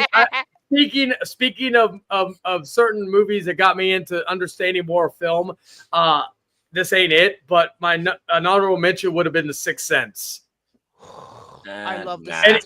That's M. Night's best movie. It's still his best. Signs. Signs is close. Yeah. Signs. Second. Number 14. This is probably gonna piss. Well, number 14, 13, and 12 are gonna piss people off really bad. God, I'm gonna prepare. Number 14 is Forrest Gump. Well, it has like a 70-something%, so you're not wrong about it. It's a great soundtrack. I do like some of these, but it's a movie I don't watch. Huh? No, I love Forrest Gump, but I don't love it as much as Shawshank now. Shawshank is a better movie. Shawshank and Pulp Fiction, Lion King. I think Forrest Gump's win was justified because it was the movie people needed at that time. And I think it was justified. Yeah. But if I were the only person in Academy, I would choose Shawshank. Sure, Pulp Fiction's fucking brilliant, but Shawshank is on another level. Well, Victor, you're gonna hate me in a few minutes. My God, damn it! Number 13 is Saving Private Ryan. I like literally the main thing I will always remember this movie is D-Day. That's literally it. I will. Fuck off. The movie does not peak during D-Day. That's what Harvey Weinstein used to get Shakespeare in Love to win Best Picture because D-Day was the only good thing about it. Fuck Weinstein. I'm not agreeing. I didn't even know Weinstein said that. But I do think that the D-Day scene is just the best executed scene. It is, but again, let me ask everybody. What about the last war scene? That was brilliant. Oh, it is great. But who remembers what? Like if you show like okay, for example, you put on D-Day. It could be D-Day in any fucking movie. People will anybody would already assume it's Saving Private Ryan because that movie is. It's like the opening scene. It has characters you care about. Unlike Dunkirk, you have Tom Hanks you care about. I agree. Burns, Tom Sizemore especially. Daniel Faraday, Jeremy Davies from Lost is in this movie, and like one of his first Dunkirk's far down just because it's not as memorable. It's not as like talked about as the others. Number 12, the Lost Counter. Number 12, The Shawshank Redemption. Damn. Oh my god. What? I love 3 Miles better in terms of these. You're telling me that The Mist is better than Shawshank? No, that's it. Get out. Get out of here. Get out of here. Go. Goodbye. Goodbye. Yes. On opposite day it is. Goodbye. You can't tell me that the crappy CGI creatures is better than any different crawling through shit. Crawling through football fields. Yeah, because they crawl through shit. You're telling me that this guy who shoots his passengers only to find the military. It's so manipulative. It's better. Stephen King even prefers that ending better. Most of what he says nowadays sucks anyway. He defended the Flash. That's a piece of shit. Okay, you know what? I'm done. I'm done too. I'm done. All right, number 11. I may bring people back in. Number 11, A Quiet Place. What? Darren, help me out. You seem conflicted. You're about to say something. I want Best Director. I love A Quiet Place. I love the sequel even more. Day One is also very good. I understand. Day One would be on my overrated list. Oh, boo-hoo. Day One is why. Okay, Soren, you and I agree on that, but Day I want to One put. was better than people made it out to be. I will say this: Yeah. Quiet Place Part Two. I know. Don't give me that. Oh, she's dying. She could be dying. Because of pizza. That movie was about humanity. That A movie. Quiet Place Part Two Yeah. is the best of the series. That I will agree on. But with Pig, it's the same shit with the same director of Pig. Oh, some guy took his pig. Oh, I don't care about that. I don't care about that. Yeah, Pig was critically acclaimed for the same reasons. Fucking ridiculous. Pig was great. Shut your whole mouth about that. It was because Nicolas Cage was isolated from a society, and that pig was all he had. That's the same Thank shit. you. Thank you, Soren. For fuck's sake. Number 10, and nobody. Number 10. And it hurts me because I love him as a director, but this was the worst of the trilogy before Kingdom, War for the Planet of the Apes. No, that's the wrong person. That's the wrong person. You get the fuck out of here. You get the fuck out of here. And he should have said one for I enjoyed the War for the Planet of the Apes. The trilogy. Are you fucking kidding me? Dawn is the best. It's what put Matt Reeves on the map. It's what got him the Batman job. Yes, that's what that map. Yes, Dawn of the Planet of the Apes he did, but that War for the Planet of the Apes did put him on the map. That's how he got the fucking Batman in the first place. It was one of your favorite movies of all time, motherfucker. Wait, Jared, what were you gonna say? Morgan would probably agree with you. Oh, thank you. No, I didn't even need to say you off, Jared. You didn't even say that. All right, number nine. And also I have a very controversial relationship with this franchise too. Army of Darkness. I never saw it. I can't comment.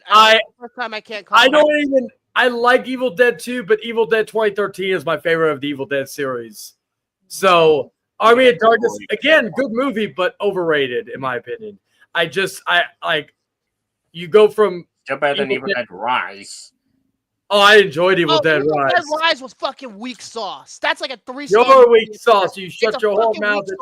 That movie was weak sauce. Well, my number 8 may disagree with you. May cut you in two because my number 8 is Kill Bill. I love Volume 1. I don't like Volume 2. Quentin Tarantino's masterpiece. I don't like Volume 2. Volume 2 kills it for me, so I guess I have to agree on about half of it. Well, with Volume 2 as well, Volume 1 is his masterpiece. I'm putting both in the list. I like Volume 1 a lot, but Volume 2, give me a break. Yeah.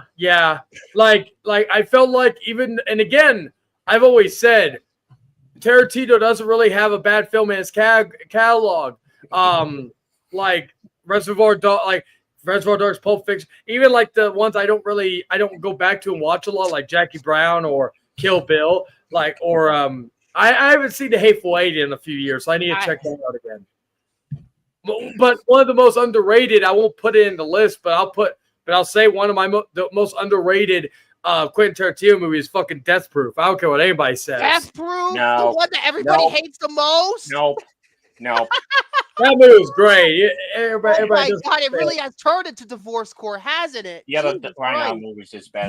Number 7, Aliens. Get out. Get out.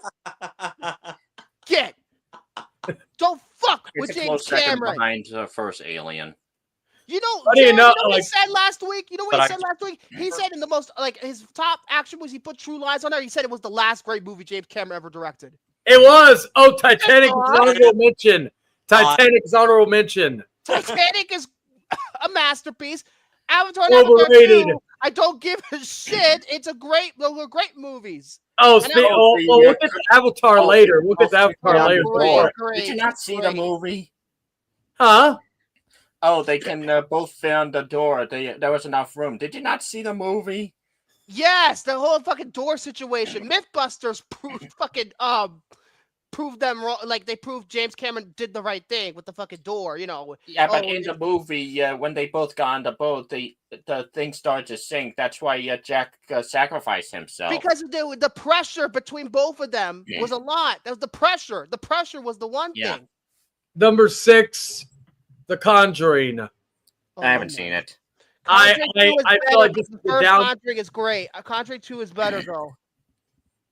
And again, I want to reiterate that most of these movies I I like, but it's just the fact that You know what's the one I don't like? Conjuring, The Devil Made Me Do It. That one was not that one was bad.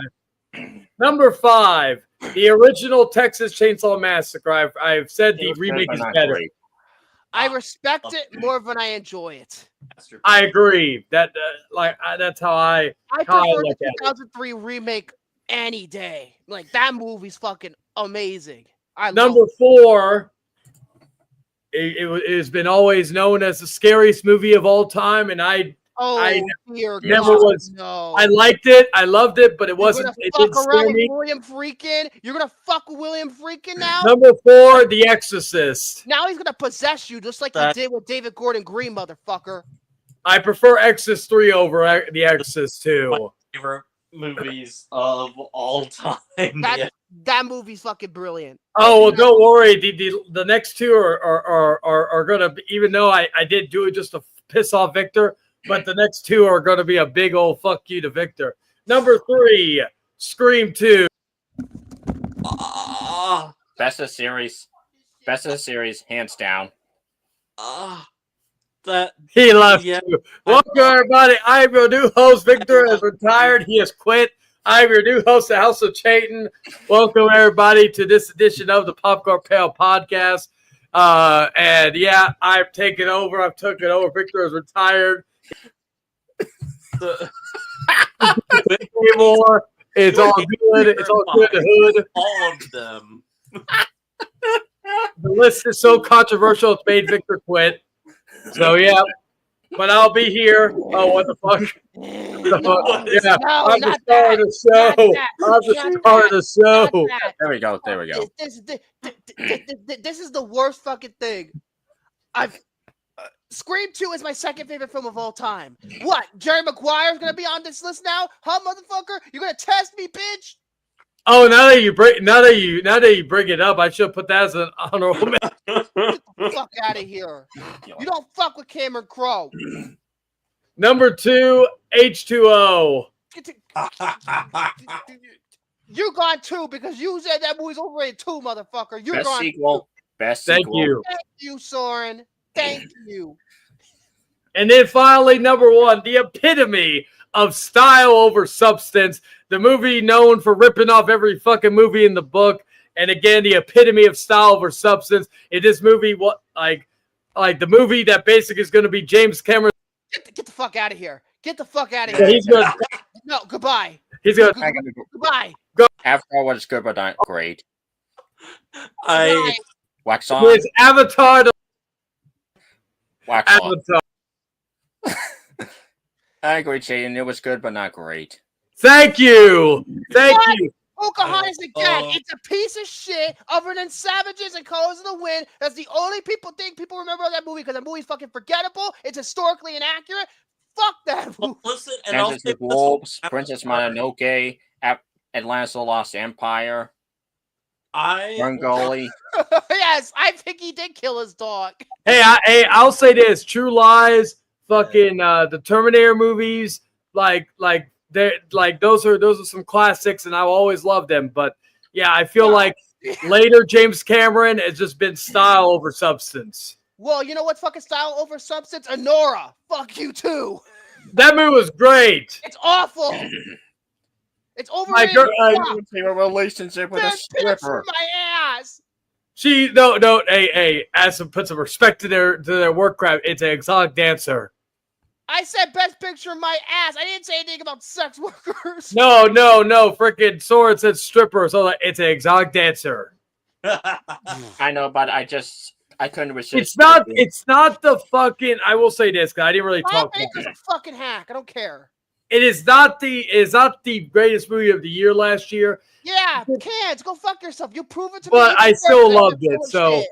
I am happy that I got the Oscar. Better Nora. Mikey Madison, she's a great actress and very much an up and comer. But why the fuck did she win against Demi Moore? That's fucking better. ridiculous. Well, I agree with that. I agree. Nora. I agree. Yet the character is about shallow as no, it's more shallow than the song "Shallow" from A Star Is Born.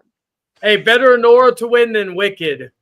Fuck you! I would have chose Wicked. And also better Nora to win than Amelia Perez.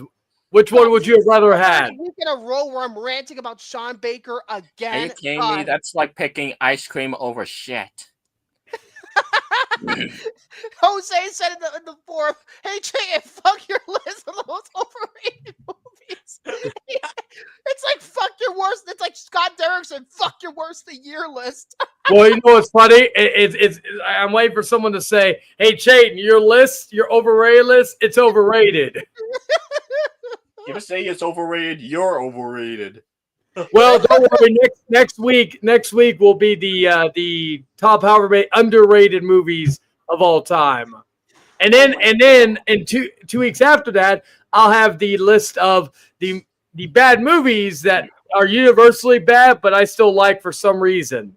Like, I'm not going to name it like that, but it doesn't have to be masterpieces. It just be movie like, you know what? I don't understand the hate of this movie. I like it. I'm gonna say this right now. This might be controversial considering I've done lists in the past, but I'm gonna say this. I think Chain made a worse list than Watch Mojo. I think he did. I think he did. You should sign up to join Watch Mojo because the same old bullshit they do. Well, why would I need to do that? I'll just give you all the views. Fuck Watch Mojo. I was gonna say though, the listing is gonna be the weekly thing because they don't know what the fuck's gonna happen every list. Some lists like, oh, Soren, you don't want to hear my Halloween list, my Halloween ranking. There will be a Halloween movie in the underrated list. I'm just debating on which of the two. Since I review Companion, this might be relevant. Chan, go to sleep.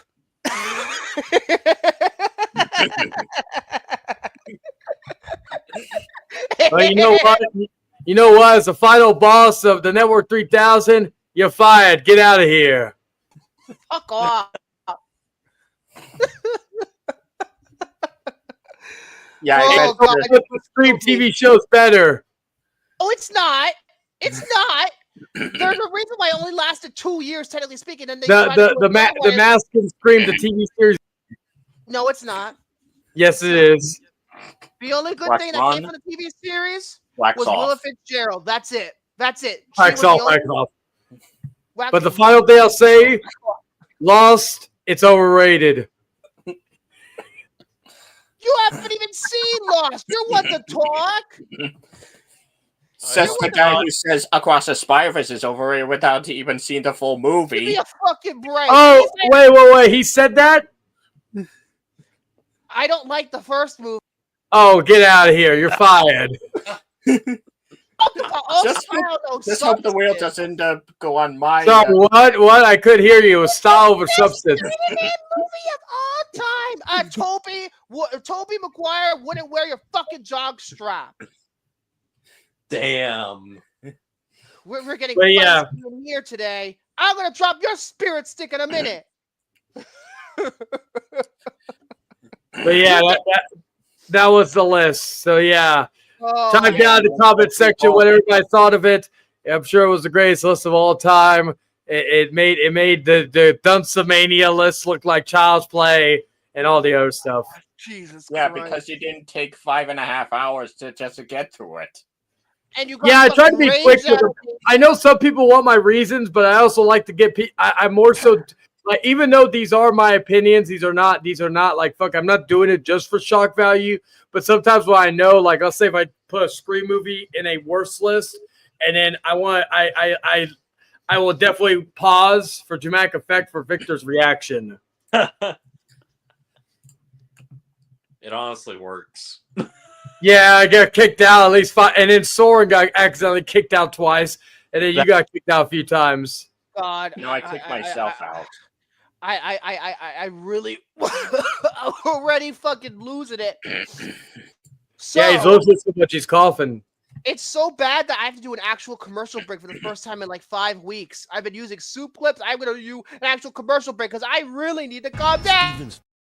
I need to calm down. I'm going to back now because I could have done it before I cut myself off, but I need a break. So we'll be back. We'll review Minority Report as planned. And if he says it's overrated, I don't know what I'm going to do with him. Steven Spielberg's futuristic It's overrated. Minority Report explodes onto Fuck all you. next-gen gaming systems. No, thank you. You wish. John Anderton is back in 40 levels of non-stop action and adventure with high-tech weapons and devices straight out of the movie. From the creators of the Spider-Man video game. Minority Report. Buy it today. Rated T for Teen.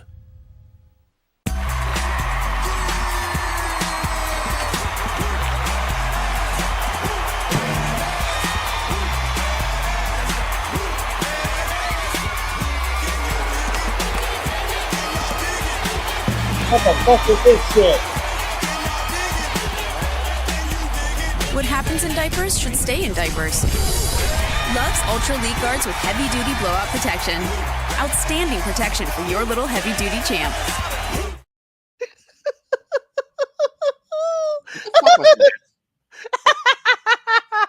That's a commercial that Did the actually big aired on production television. have a diaper fetish or something? Levels. Oh, That game Huggies. had 40 levels. They said. Huggies is going out of business because of this ad. Love's diapers are the only role we made. I wouldn't be surprised if he did. With No, the cheap Lucas. CGI Lucas job, would I love this think he would have commercial. done it. Okay, now that fucking list is killing me still. Oh god. Oh my god. I never heard a list like that in a while. That just got me so worked up. Pretty much By the throughout way, the entire- way they poof these diapers, that's how Vic and I feel about your list, Shaden. Oh, it's all good. Oh, okay. Anyways, TV spot. Yeah, yeah, Jared, a fucking Colin Farrell movie. Go fucking figure. Roll the spot. Detective John Anderton arrested the guilty before they committed a crime. I'm placing you under arrest for the future murder of Sarah Marks. Until he saw something he wasn't supposed to see. You're in a lot of trouble, John. No question. Now, to prove his innocence, He set me up. You can't run. he must solve a mystery I have to find out what happened in my life. The FBI found something. and defy the system. Don't trust anyone. Just find the Minority Report. Minority Report, rated PG-13, June 21st. I was gonna mention this, but it's true. Minority Report did come out the same day as Lilo and Stitch. In fact, they went on kind of a full-on war back then because Which is Minority Report ironic, was one this of those. remix coming out. Yeah, it's ironic. Yeah, it is pretty ironic. But like, they came out literally the same day, and they were facing head-to-head each other. But anyway, Minority Report is a 2002 American cyberpunk action film directed by Steven Spielberg, screenplay by Scott Frank and John Cohen. Scott Frank, as you might know, is one of the most established screenwriters working. He did Logan. He did Dead at 10. He did I'm sure there was others. He rewrote The Ring. He rewrote it. He did an uncredited rewrite. And he's done a bunch of other things too. The Lookout, Get Shorty, to name but a few. And Marley and Me, of all things. Marley and Me. Room. What? Remember the funny movie where the dog died? Yeah, it's the movie where the dog died. And Spoiler! No, I'm kidding. based on a short story of a Minority Report by Philip K. Dick, produced by Gerald R. Mullen, Bonnie Curtis, Walter F. Parks, and Yonda Bond. I didn't know he produced this movie. Starring Tom Cruise, Colin Farrell, Samantha Morton, Max von Sydow, Neil McDonough, Lois Smith, Mike Bender, Steve Harris, Peter Stormare, yeah. And apparently, in cameos, Cameron Diaz, Cameron Crowe's in this movie. He has a cameo. I didn't even fucking know he was in this movie. No wonder I love this movie because Cameron Crowe stars in it. Also, Paul Thomas Anderson makes a cameo, and they're all three of them are in the one scene where the on the subway. You know, when the one guy Was Cameron Crowe in the pre-crime for before he made Aloha? maybe. Besides, he didn't deserve to go to pre-crime for Elizabethtown because that movie was underrated. Aloha, probably. Released on June 21st, 2002 by 20th Century Fox and DreamWorks Pictures. Technically, DreamWorks owns the home video rights to this movie, but Fox did release this worldwide, so it's a Fox movie. I don't care. Because most copies open with the DreamWorks logo, then the Fox logo, but I found a copy that had it in reverse, like it was in American theaters. But anyway, that's me logo blabbling now. Budget, $102 million. It made $358.4 million worldwide. Based on a story by famed science fiction writer Philip K. Dick. Minority Report is an action detective thriller set in Washington, D.C. in 2054, where police utilize a psychic technology to arrest and convict murderers before they commit their crime. Tom Cruise plays this head of the pre-crime unit and is himself accused of the future murder of a man he hasn't even met. 89% on Rotten Tomatoes, 7.6 out of 10 on IMDb, 80% on Metacritic, 3.9 on Letterboxd. Apparently, Jan de Bont was supposed to direct this movie. Apparently, he was. Thank goodness he didn't. Also, this movie was supposed to be a sequel to Total Recall.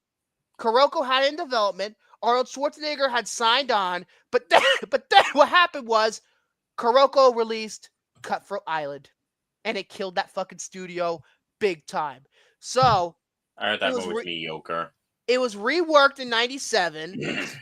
Steven Spielberg and Tom Cruise approached it. They liked the script. What problem was that the movie, even though it was supposed to, come out, in the late 90s, but what happened was that Mission Impossible 2 and AI artificial intelligence both were running over schedule. So they had to wait until like 2001 after Tom Cruise completed Vanilla Sky to do this. This is probably why Cameron Diaz and Cameron Crowe were in it, because he filmed this right after Vanilla Sky. Literally right the next project, Vanilla Sky. This movie has always been a favorite of mine. Since about, it's been 5 or 6 years since I first saw it. But I think what makes this movie so good is the ideas that it has. The ideas are some of these ideas actually exist now in the future. Like, remember the scene where Tom Cruise is going into the mall, and I think he goes to the Gap, and this is before he goes to the Gap, but he's going to the mall, and you see all these ads that pop up with like what do you call it? Personalized ads with his name on it. We have personalized ads now. NSA, you piece of shit. The ads could track you where you are. It's exactly like that. And I love the idea of police coming up with a way to prevent crime before it even happens. I mean, that's an inventive concept. That kind of concept, you're like, the thing is, it fully embraces this concept by comparing the themes of it goes into the themes of just because a crime is predicted to happen, does that mean you're 100% guaranteed to commit this crime? Yeah, and I feel like this movie deals with, this technology. Yeah, but as you learn overall, like throughout the movie, that this technology technically is flawed. Some of these people who have gotten arrested have done nothing, and they get arrested over nothing, and it kind of deals with, people like Max von Sydow's character is a guy who wants to push pre-crime to the general public because it's only in Washington, D.C. when the movie begins. But this movie, the way it's done, I guess I should probably go into it now. He's the bad guy. And it isn't revealed until about 2/3 of the way through, but he's the bad guy. He wants to use pre-crime for his own gain. And he wants, and he's gonna accuse Tom Cruise of doing a crime that he didn't commit in order to get what he wants. And that this movie is essentially the sci-fi version of The Fugitive. That's what this is. This is the sci-fi version of The Fugitive. Similar to Captain America Winter Soldier, when Hydra is trying to kill all these people who are most likely to be threats to America. Oh. Yeah. And, I just like the idea of, the precogs, as they're called. They're not like robotic people. They're real human beings, but they're like, they have psychic powers that they could use. And the original creator of the of pre-crime was a woman named Iris. I go from companion to this. Both movies with a character named Iris. Would it be funny if the wheel landed on the movie Irish with Jim Broadbent? I never even heard of that movie. I don't think. But yeah, they she created the pre-crime in order to help them because these people, these three precogs are fucking kind of like I think it's like they said it was like they're like disabled in some ways. I think that's what it is.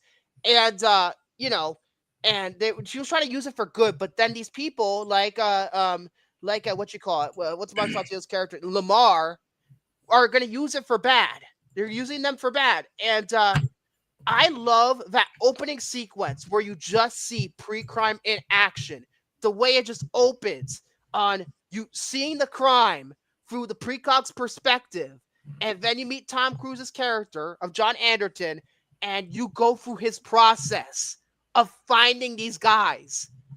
I think this is a perfect 15 minutes of film right here. It is. It's really suspenseful, well edited too. Beginning of this movie a lot. And yeah, it's just, I think it's one of the, like, I think in terms of opening sequences, this alongside D-Day and Saving Private Ryan, it's like one of my favorite Steven Spielberg opening sequences to any movie. Did somebody say D-Day? Oh, fuck off. Kick him out. Kick him out. Yes, I will. Thank you. Also Raiders. Oh, that's right. That's right. That's for telling them to kick me out. Anyway, go ahead. You're so cool. Oh, I forgot. Tim Blake Nelson's in the movie. Did I mention Tim Blake Nelson already? He's in this movie too.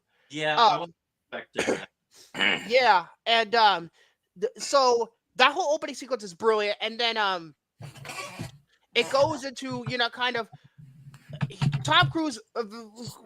His son has died. His son is supposedly like drowned and everything, or he was like kidnapped or something like that, or like his son is dead. And you're dealing. You see it very early on that he's like not happy. Like he got divorced. He's doing drugs. He's replaying the memories of his kid and his wife over and over and over again on a hologram.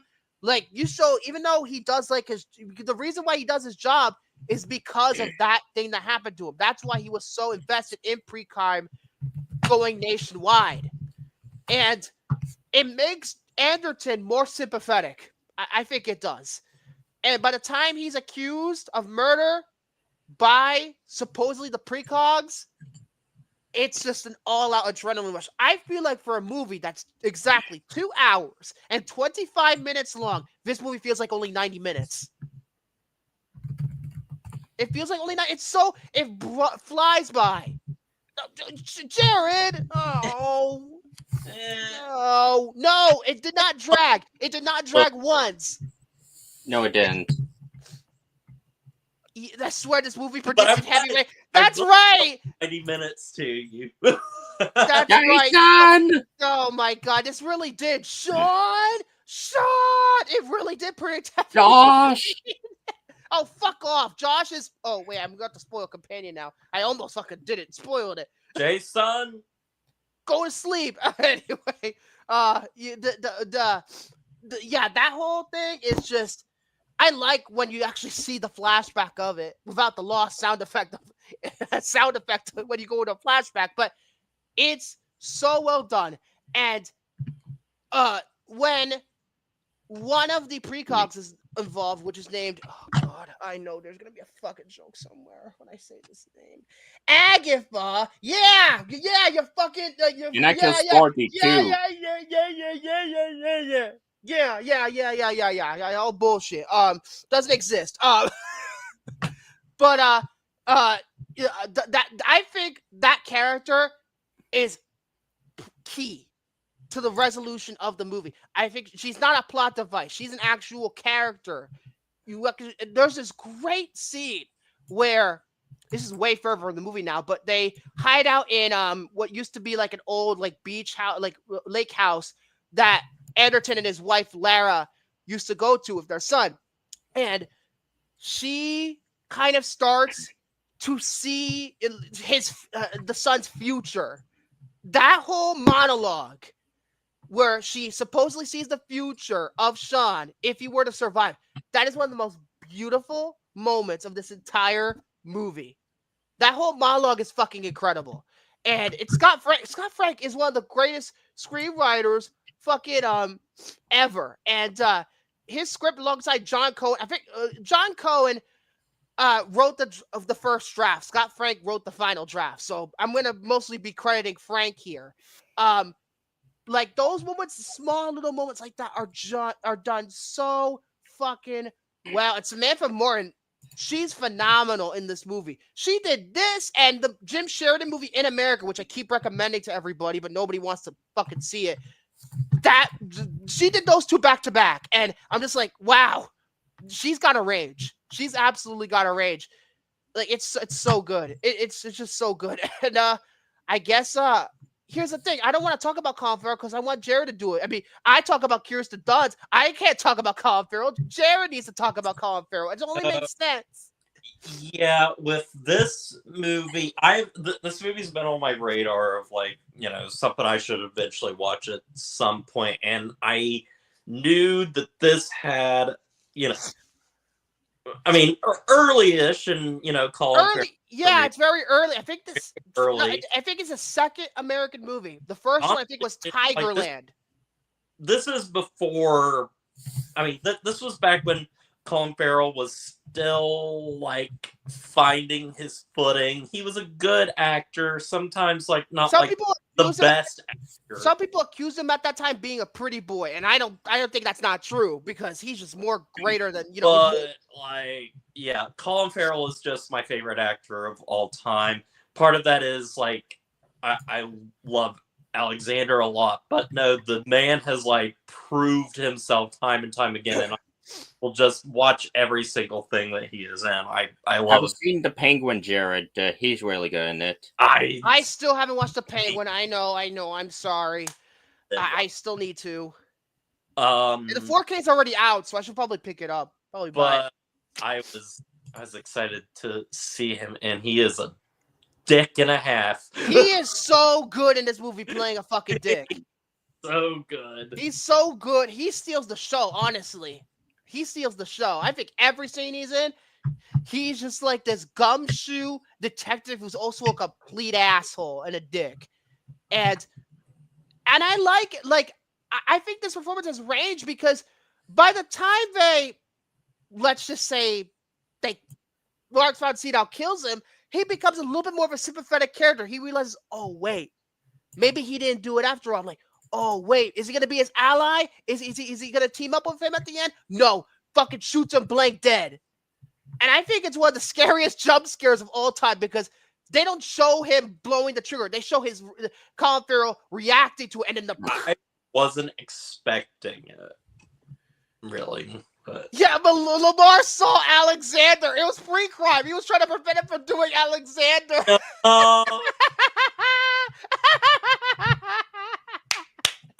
That's something I didn't think about.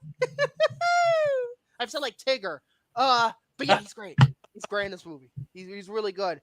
I think the wife character, like, especially played by the chick from Cold Case. Remember Cold Case, that show? Yeah. She plays the wife, and I think she's an underrated character because at the end, the third act, she's kind of important. You know, you think, oh, she's not going to be not that important. She's kind of important to the resolution of the movie because she's the one who breaks Anderton out of arrestment, like fucking arresting him.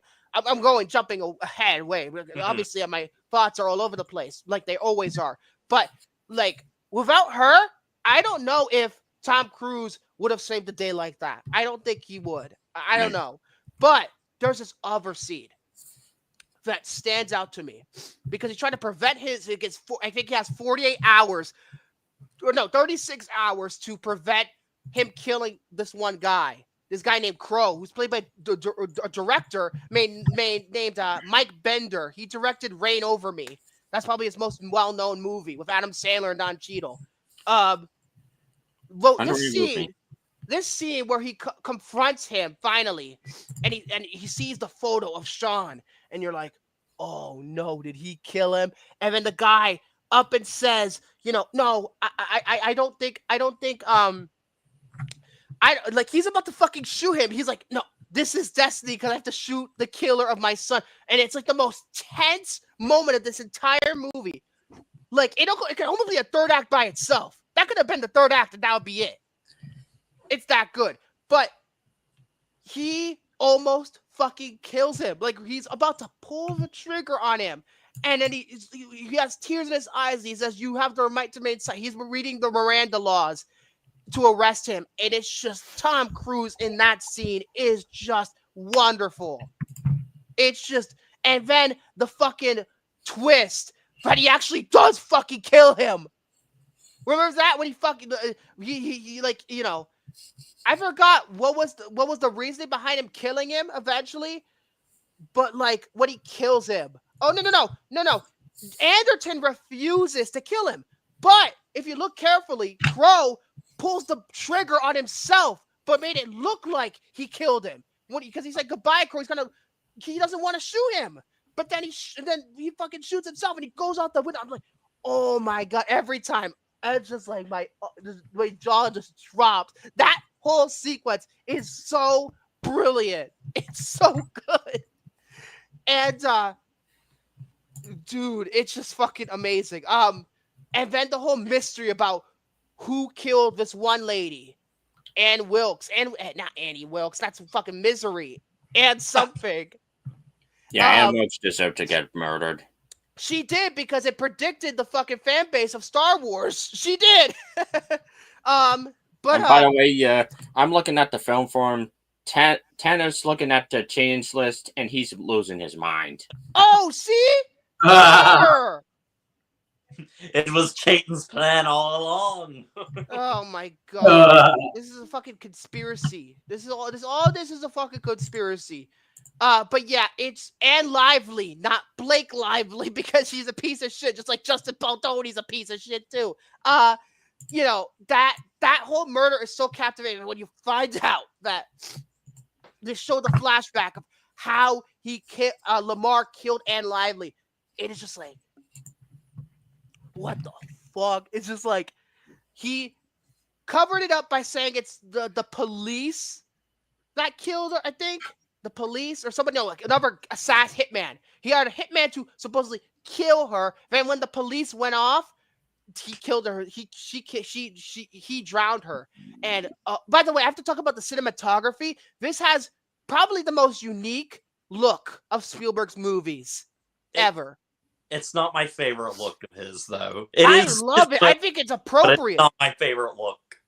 I think it's very washed out. I think he did that on purpose. I think he like bleached the film or something like that to give it this like almost monochromatic look to it.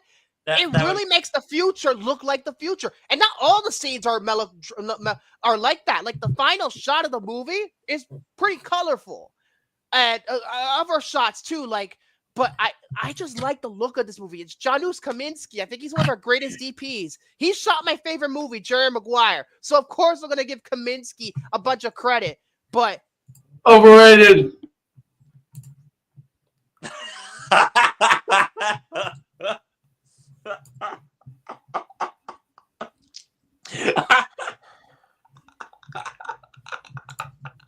Just keep going. Just keep swimming. Just keep swimming. Just keep swimming. Just keep swimming. Ah! Why the fuck am I on full screen? Yeah. That was like a spiritual moment right there. Oh, Jesus. Yeah, this is a spiritual moment right here. Go to sleep. Asshole. But yeah, apparently Janusz Kaminski has a couple Oscars, one for Schindler's List and one for Saving Private Ryan. Yeah, and Michael Kahn, Steven Spielberg's longtime editor, I said it before and I'll say it again. I know Jared is probably not going to agree with me on this. The editing is nice and tight for a 2.5-hour movie. It never, ever, ever dragged for me. Never did. Never did. I feel like the movie, every scene, served a purpose. Every scene. And that makes the best kind of movies, in my opinion. The ones that you could rewatch over and over and over again, not get sick of it, and it just flies by. That's the best kind of movie right there. And another collaborator of his in this movie, John Williams. I think it's a good score. It's not one of my favorite John Williams scores, but it's At Star least Wars. The chase scene, like after it is Star Wars to be. It's yeah, just Star Wars. It's very Star Wars. I don't know if he took it from like the Phantom Menace or something. But again, John Williams composed 3 fucking movies. No, 4 movies in 2002. This movie, Catch Me If You Can. He had help on Chamber of Secrets, but he was still billed for it. And he did episode 2. The CGI. Ours is amazing in that movie, though. oh, great! The thumbs up thing is back. Wonderful. Oh, I didn't even. Speaking of stealing from this movie, it's pretty funny that the Total Recall remake, also starring Colin Farrell, also had a similar car chase to this movie. Oh, the car chase is fucking awesome. I love that. And the scene, but my favorite chase is the one with he's trying to Colin Farrell's about to beat the shit out of him, and he's running after him. That's my favorite. But the technology in this movie, even though it takes place, I believe, in 2054, some of it, like I said, rings true to this very day. Like pretty much the only thing that stayed are the product placements for Radio Shack and the show Cops. Oh, the show! They have a cop. The one scene, there's a TV that's on it. It plays Fox, and it shows the fucking it plays Cops, even with the fucking theme song, Bad Boys, what you gonna do? Yeah, that's dated because that show's been long canceled. Let's see. Also, another one that although the one thing that hasn't happened yet. Flying cars. Or like the car. Still waiting on that. Huh? Well, ways from that. I'm still waiting on that. And also multi-touch interfaces, and he touches the screen. That pretty much, thanks to iPhone, they pretty much made that happen. The scanners of the people's eyes, that's also like fucking. Oh, speaking of scanning, did we mention the scene where Tom Cruise got his eye replaced? Oh, that scene is brutal. That scene for a PG-13, that's kind of brutal. It really is. It kind of looks like a Clockwork Orange. It really does. With the fucking eyes going like this, and Peter Stormare plays this really weird guy, like this strange. Yeah, this guy. He's not playing really weird guys sometimes. Yeah, this guy PG-13, and yet Rain Man got an R rating just for some F-bombs. Ratings are a joke. Oh, jeez. But, yeah, the whole fucking shit, and I guess the personal advertising, the scene where he goes to the Gap. Good morning, Mr. Yakamoto. How'd you like that 3-pack of tank tops you bought last time you were in? And he's like, Mr. Yakamoto. But yeah, it's a jetpack. Oh, that scene with the jetpack. Oh, that's one of my favorite scenes in the whole movie when the fucking, when the Washington Police Department, led by Neil McDonough, chases after him. Oh, you know what's one scene I forgot to mention that we need to talk about? The bugs, the spy cam, the fucking the spy thingies. I forgot what they're called. But the one shot where these little thingies, these tiny little thingies, go walking around the apartment, and the whole shot it's a oneer, and it's going from the top of the apartment and zooming into different rooms of the apartment. That was done in one take. There was no editing tricks. They did it for real. That is one of the best shots in the whole movie. Another shot that's really good, that's also symbolic, is remember the scene, I think it's in the mall where I think Agatha's about to run away and Tom Cruise grabs her, and then there's this shot of her on the left, him on the right. There's 2 heads and they're connected. I think that's a brilliant shot. I really do think so. The shot composition in this movie is killer. I really do think so. And yeah. Is there anything else I want to talk about? I guess if you have a flaw with the movie, the 2 other precogs are not utilized. They're just not. They're just kind of like background characters. Agatha's really the only one they focus on. They don't focus on Dash, or what the hell's the other one called? Fuck, what's the other one called? Dash and what's the other one? Wikipedia. Arthur. That's what it is. They don't get very many euros, but I don't consider that much of a complaint. But like this, to me, like I love The Fugitive. Don't get me wrong, but for me, like this movie is.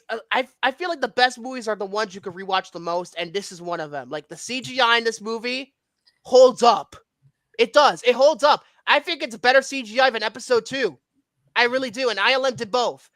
I think it's like 2002 CGI doesn't always look good, but I think that one holds up. Spider-Man, the way he's jumping from building to building. Spider-Man 2, they fixed it. No, Spider-Man, the first Spider-Man. Right, that went down. Some of the CGI in Spider-Man doesn't hold up, but some of it does. The final swing, that CGI holds up very well. That holds up very, very well. Funny thing is that the only of the 3 movies that were nominated for Best Visual Effects, pretty much the only one that's aged well is Two Towers. Well, this movie aged. Wait a minute, this movie wasn't nominated for Best Visual Effects? It wasn't nominated? It wasn't nominated. That's bullshit. That is bullshit. So, yeah, I just found out reading Wikipedia. Yeah, Steven Spielberg did bleach the movie. He desaturated the colors. He did. I thought he bleached it, but I wasn't sure. But that is just brilliant. And you know, apparently the marketing for the movie was actually very simple because Tom Rothman did not have a hard time marketing this movie. You know, I know why. Number one, Steven Spielberg likes to keep his plot at this time, likes to keep the plots secret from all his marketing. But what Tom Rothman did brilliantly, like that, just say Tom Cruise, Steven Spielberg. That's it. People will go see it. That's one of the better things Tom Rothman's ever done because it's because of that. Tom Cruise was the biggest. I think he's still a big star, but he was the biggest star at the time. Steven Spielberg was the biggest director working then. It was smart how they marketed this movie, and of course there was the video game, which I showed the spot for. Apparently, the video game is awful. You saw in the commercial how Anderton did not look like Tom Cruise. He had bleached hair, and apparently, according to Hunter, was voiced by Clancy Brown. Mr. Krabs voiced John Anderton. I'm going to. But yeah, it is so good. It's just absolutely just brilliant. I think it's one of my favorite films of 2002. I do. I think it's. But again, it's up there for me. I think it's just a brilliant film. Giving it 5 out of 5 all day, every day. Shane, you didn't even talk about this movie. You were sitting there silent. What do you think about this movie? Well, sorry, I couldn't talk too long because I had to take a poo. Oh, you want to know? Sake. Okay, talk long, I got a poo. All right, Lip Biscuit. Anywho, no, I thoroughly enjoyed it. It's a movie that honestly I feel still holds up and is still very timely in regards to it. I think the performances are great. Colin Farrell, of course, it's always great. Again, I'd probably say even in bad movies, he still probably is the best part of it. I would probably give it myself. I would give it 4.5 out of 5. 5 stars. Seal Cinema. I feel I'm the odd one out here. Oh no! No!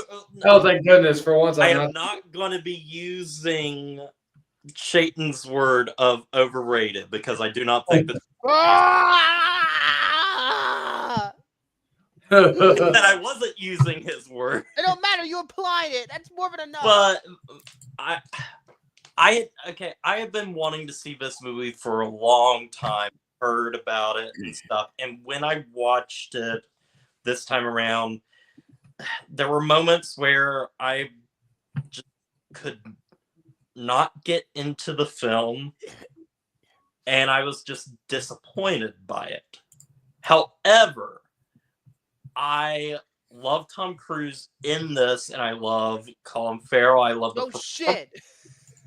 And the ideas in this movie are something that I am going to be thinking about and still am thinking about far after I've watched the film. And that is the stuff that is going to stick with me the most. And what is going to make me eventually, at some point, probably when I buy the movie on Blu-ray, give this movie a Give second it a fucking chance. 4K, Paramount. Give it a 4K. Wait, there is a 4K coming No, out? they still haven't done it. Okay. But yeah, 4K comes out. Yeah, I'll get it. Because as of right now, 7 out of 10 for me. But let me tell you that I see the brilliance in this film, but it just did not hit right for me this time. I left a little disappointed, but with a lot to think about at the same time. So it's like, I still liked it. Hey, at least it's a good rating. It's still a good rating. I know it's a good rating. And I am going to rewatch it and reevaluate it. Yeah. Oh, and by the way, I forgot to mention it's the 10th highest grossing movie of 2002. This movie made a lot of money. It really did. Lilo and Stitch came pretty close to beating it actually, but what happened was apparently, according to Hunter, Disney was so desperate because I think Atlantis had underperformed. They were selling tickets half off for Lilo and Stitch to get people in the door to go see it. So it opened at number 1 because it made less money. But it was close though. It was close. Careful, Victor. You might be giving them ideas for the Snow White remake. But there's nothing out. Novocaine bombed. Novocaine bombed like a motherfucker. So did Black Bag. So honestly, we're all fucked. Yeah, even So White is still projected to open up at 53 million. Which... I think people are not going to go to the movies until the Final Reckoning comes out. It's gonna be like fucking like last year with the disastrous May until I think Kingdom of the Planet of the Apes did well, but everything else bombed. Thunderbolts Asterisk. Huh? Or maybe even Thunderbolts Asterisk. I don't think it's gonna make money. I think it's gonna flop. I really do. I think it's gonna bomb. But yeah. Was there? I swear. Which is funny because Final Reckoning. This is the second time Tom Cruise is going up against Lilo and Stitch. Yeah, that's true. It's the second fucking time. It's the second time, y'all. And I even think if Lilo and Stitch does well critically, I think it'll overtake. I think it'll beat. I think Mission Impossible. It has an audience. Like plus, it's the last one. Come on. But look how the last one underperformed. That's because they decided. Barbenheimer. That was a bad call on Paramount's part. Now with this, but then again, Final Reckoning. Careful.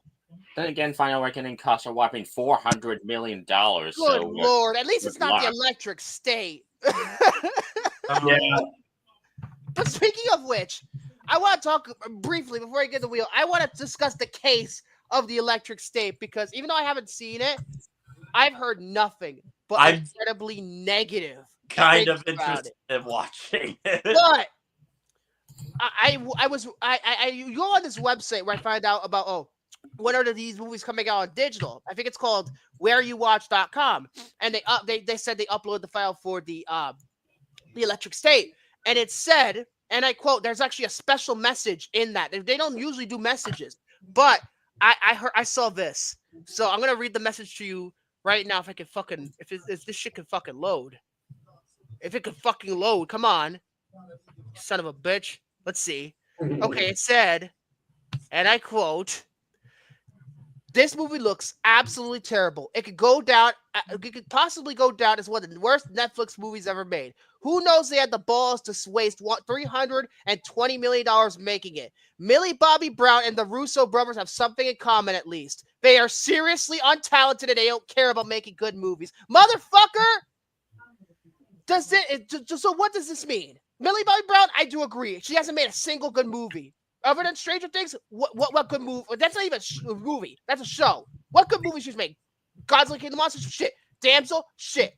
As for the Russos, Godzilla vs. Kong? She was in that, wasn't she? Fuck! I like the Enola Holmes movies. I've heard decent things about those movies. But with the Russos, is it fair to say that they don't care about making a good movie? Or are you just saying that to add to the, because I know the Russos' recent output has not been good. Let's be fair. It's not been good. No. So my theory is this. Has Kevin Feige self-directed their movies? Has he self-directed them? in a way, because I think Kevin Feige is the auteur of the MCU.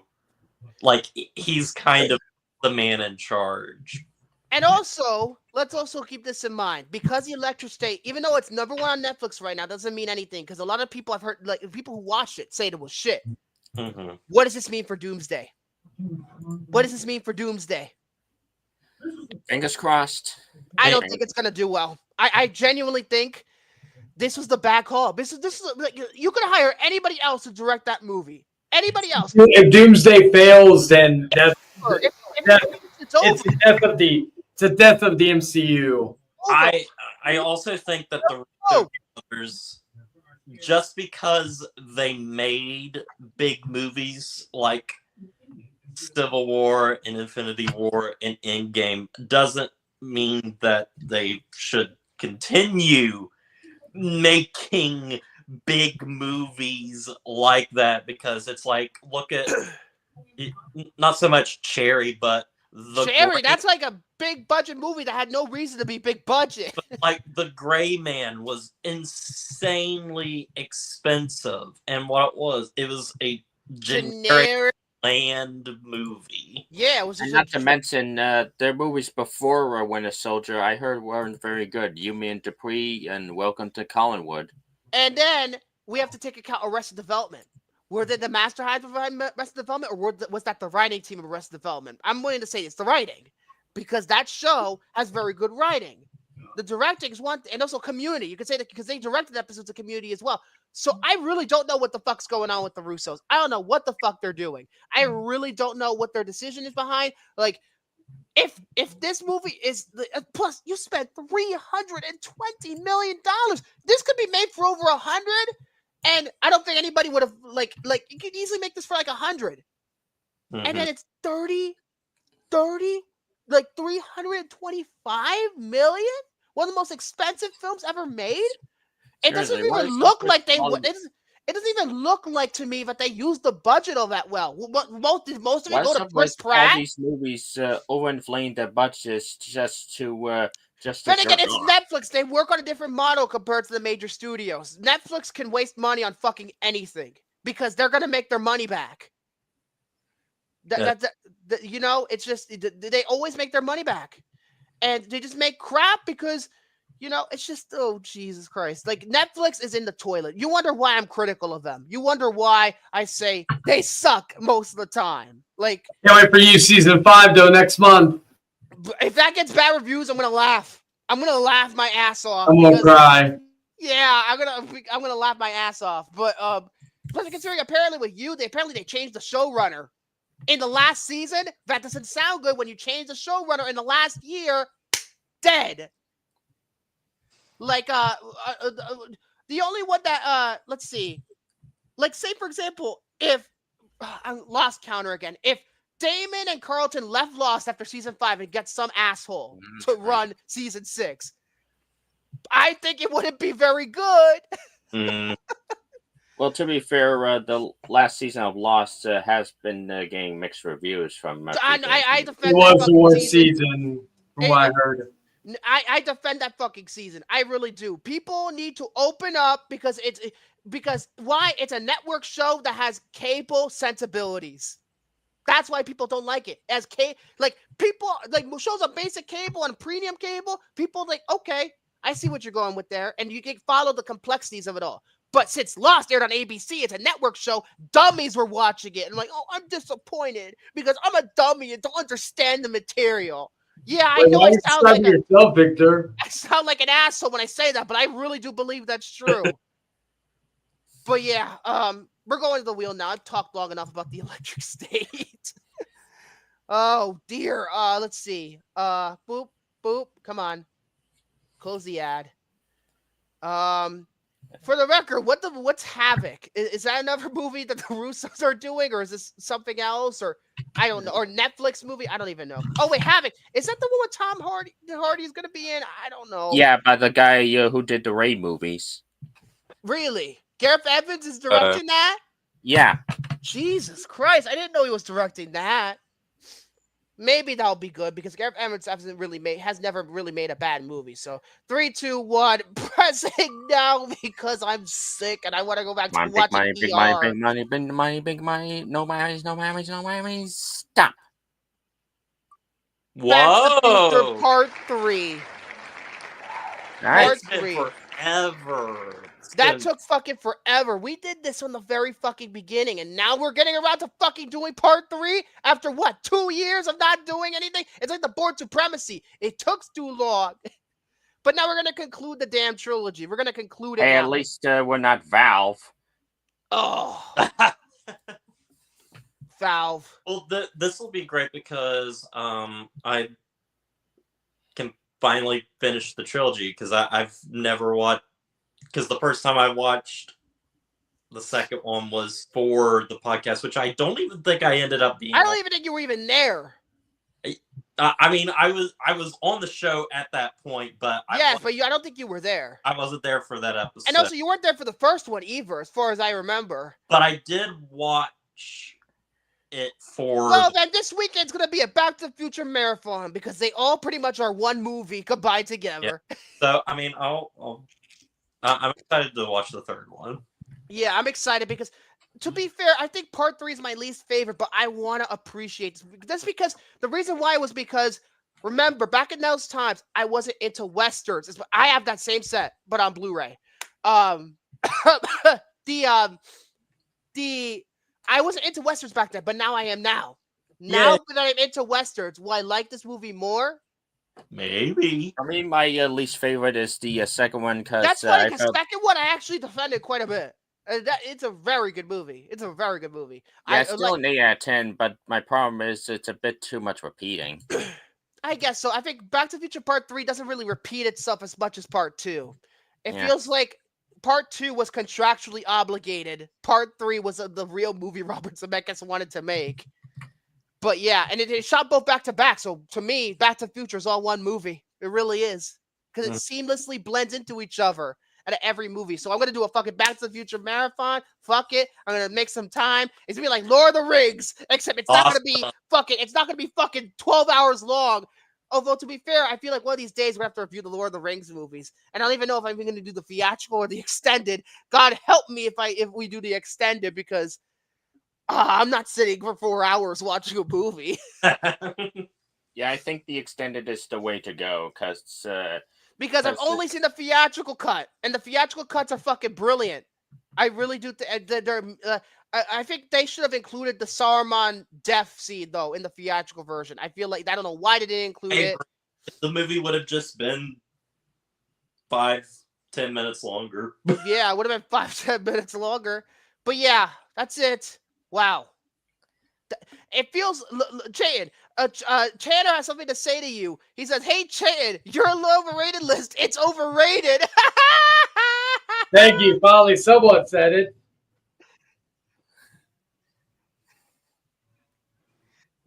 And then also, Tanner put a clip of me saying, in terms of the overrated list, his reaction was, you're just a little chicken. Cheap, cheap, cheap, cheap, cheap, cheap, cheap, cheap, cheap. You are a chicken, Shane. Cheap, cheap, cheap, cheap, cheap, cheap, cheap, cheap, cheap. Oh, God. I'm going to be going back to that fucking list and just watching that over and over and over again, because I can't believe how much you pissed me off with that. Well, hopefully next week won't piss you off too much. It's underrated, so. Yeah, fucking,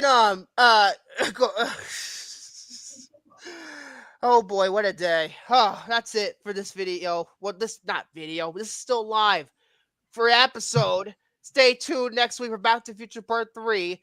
And be careful out there, because Iris is still out there.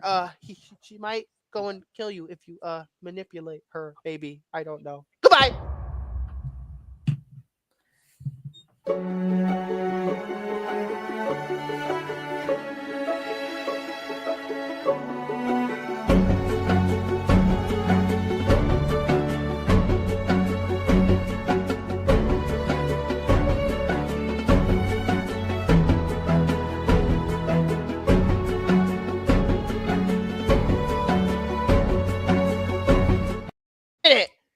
I didn't even press end stream. I pressed the actual button. Fucking hell, dude. This is ridiculous.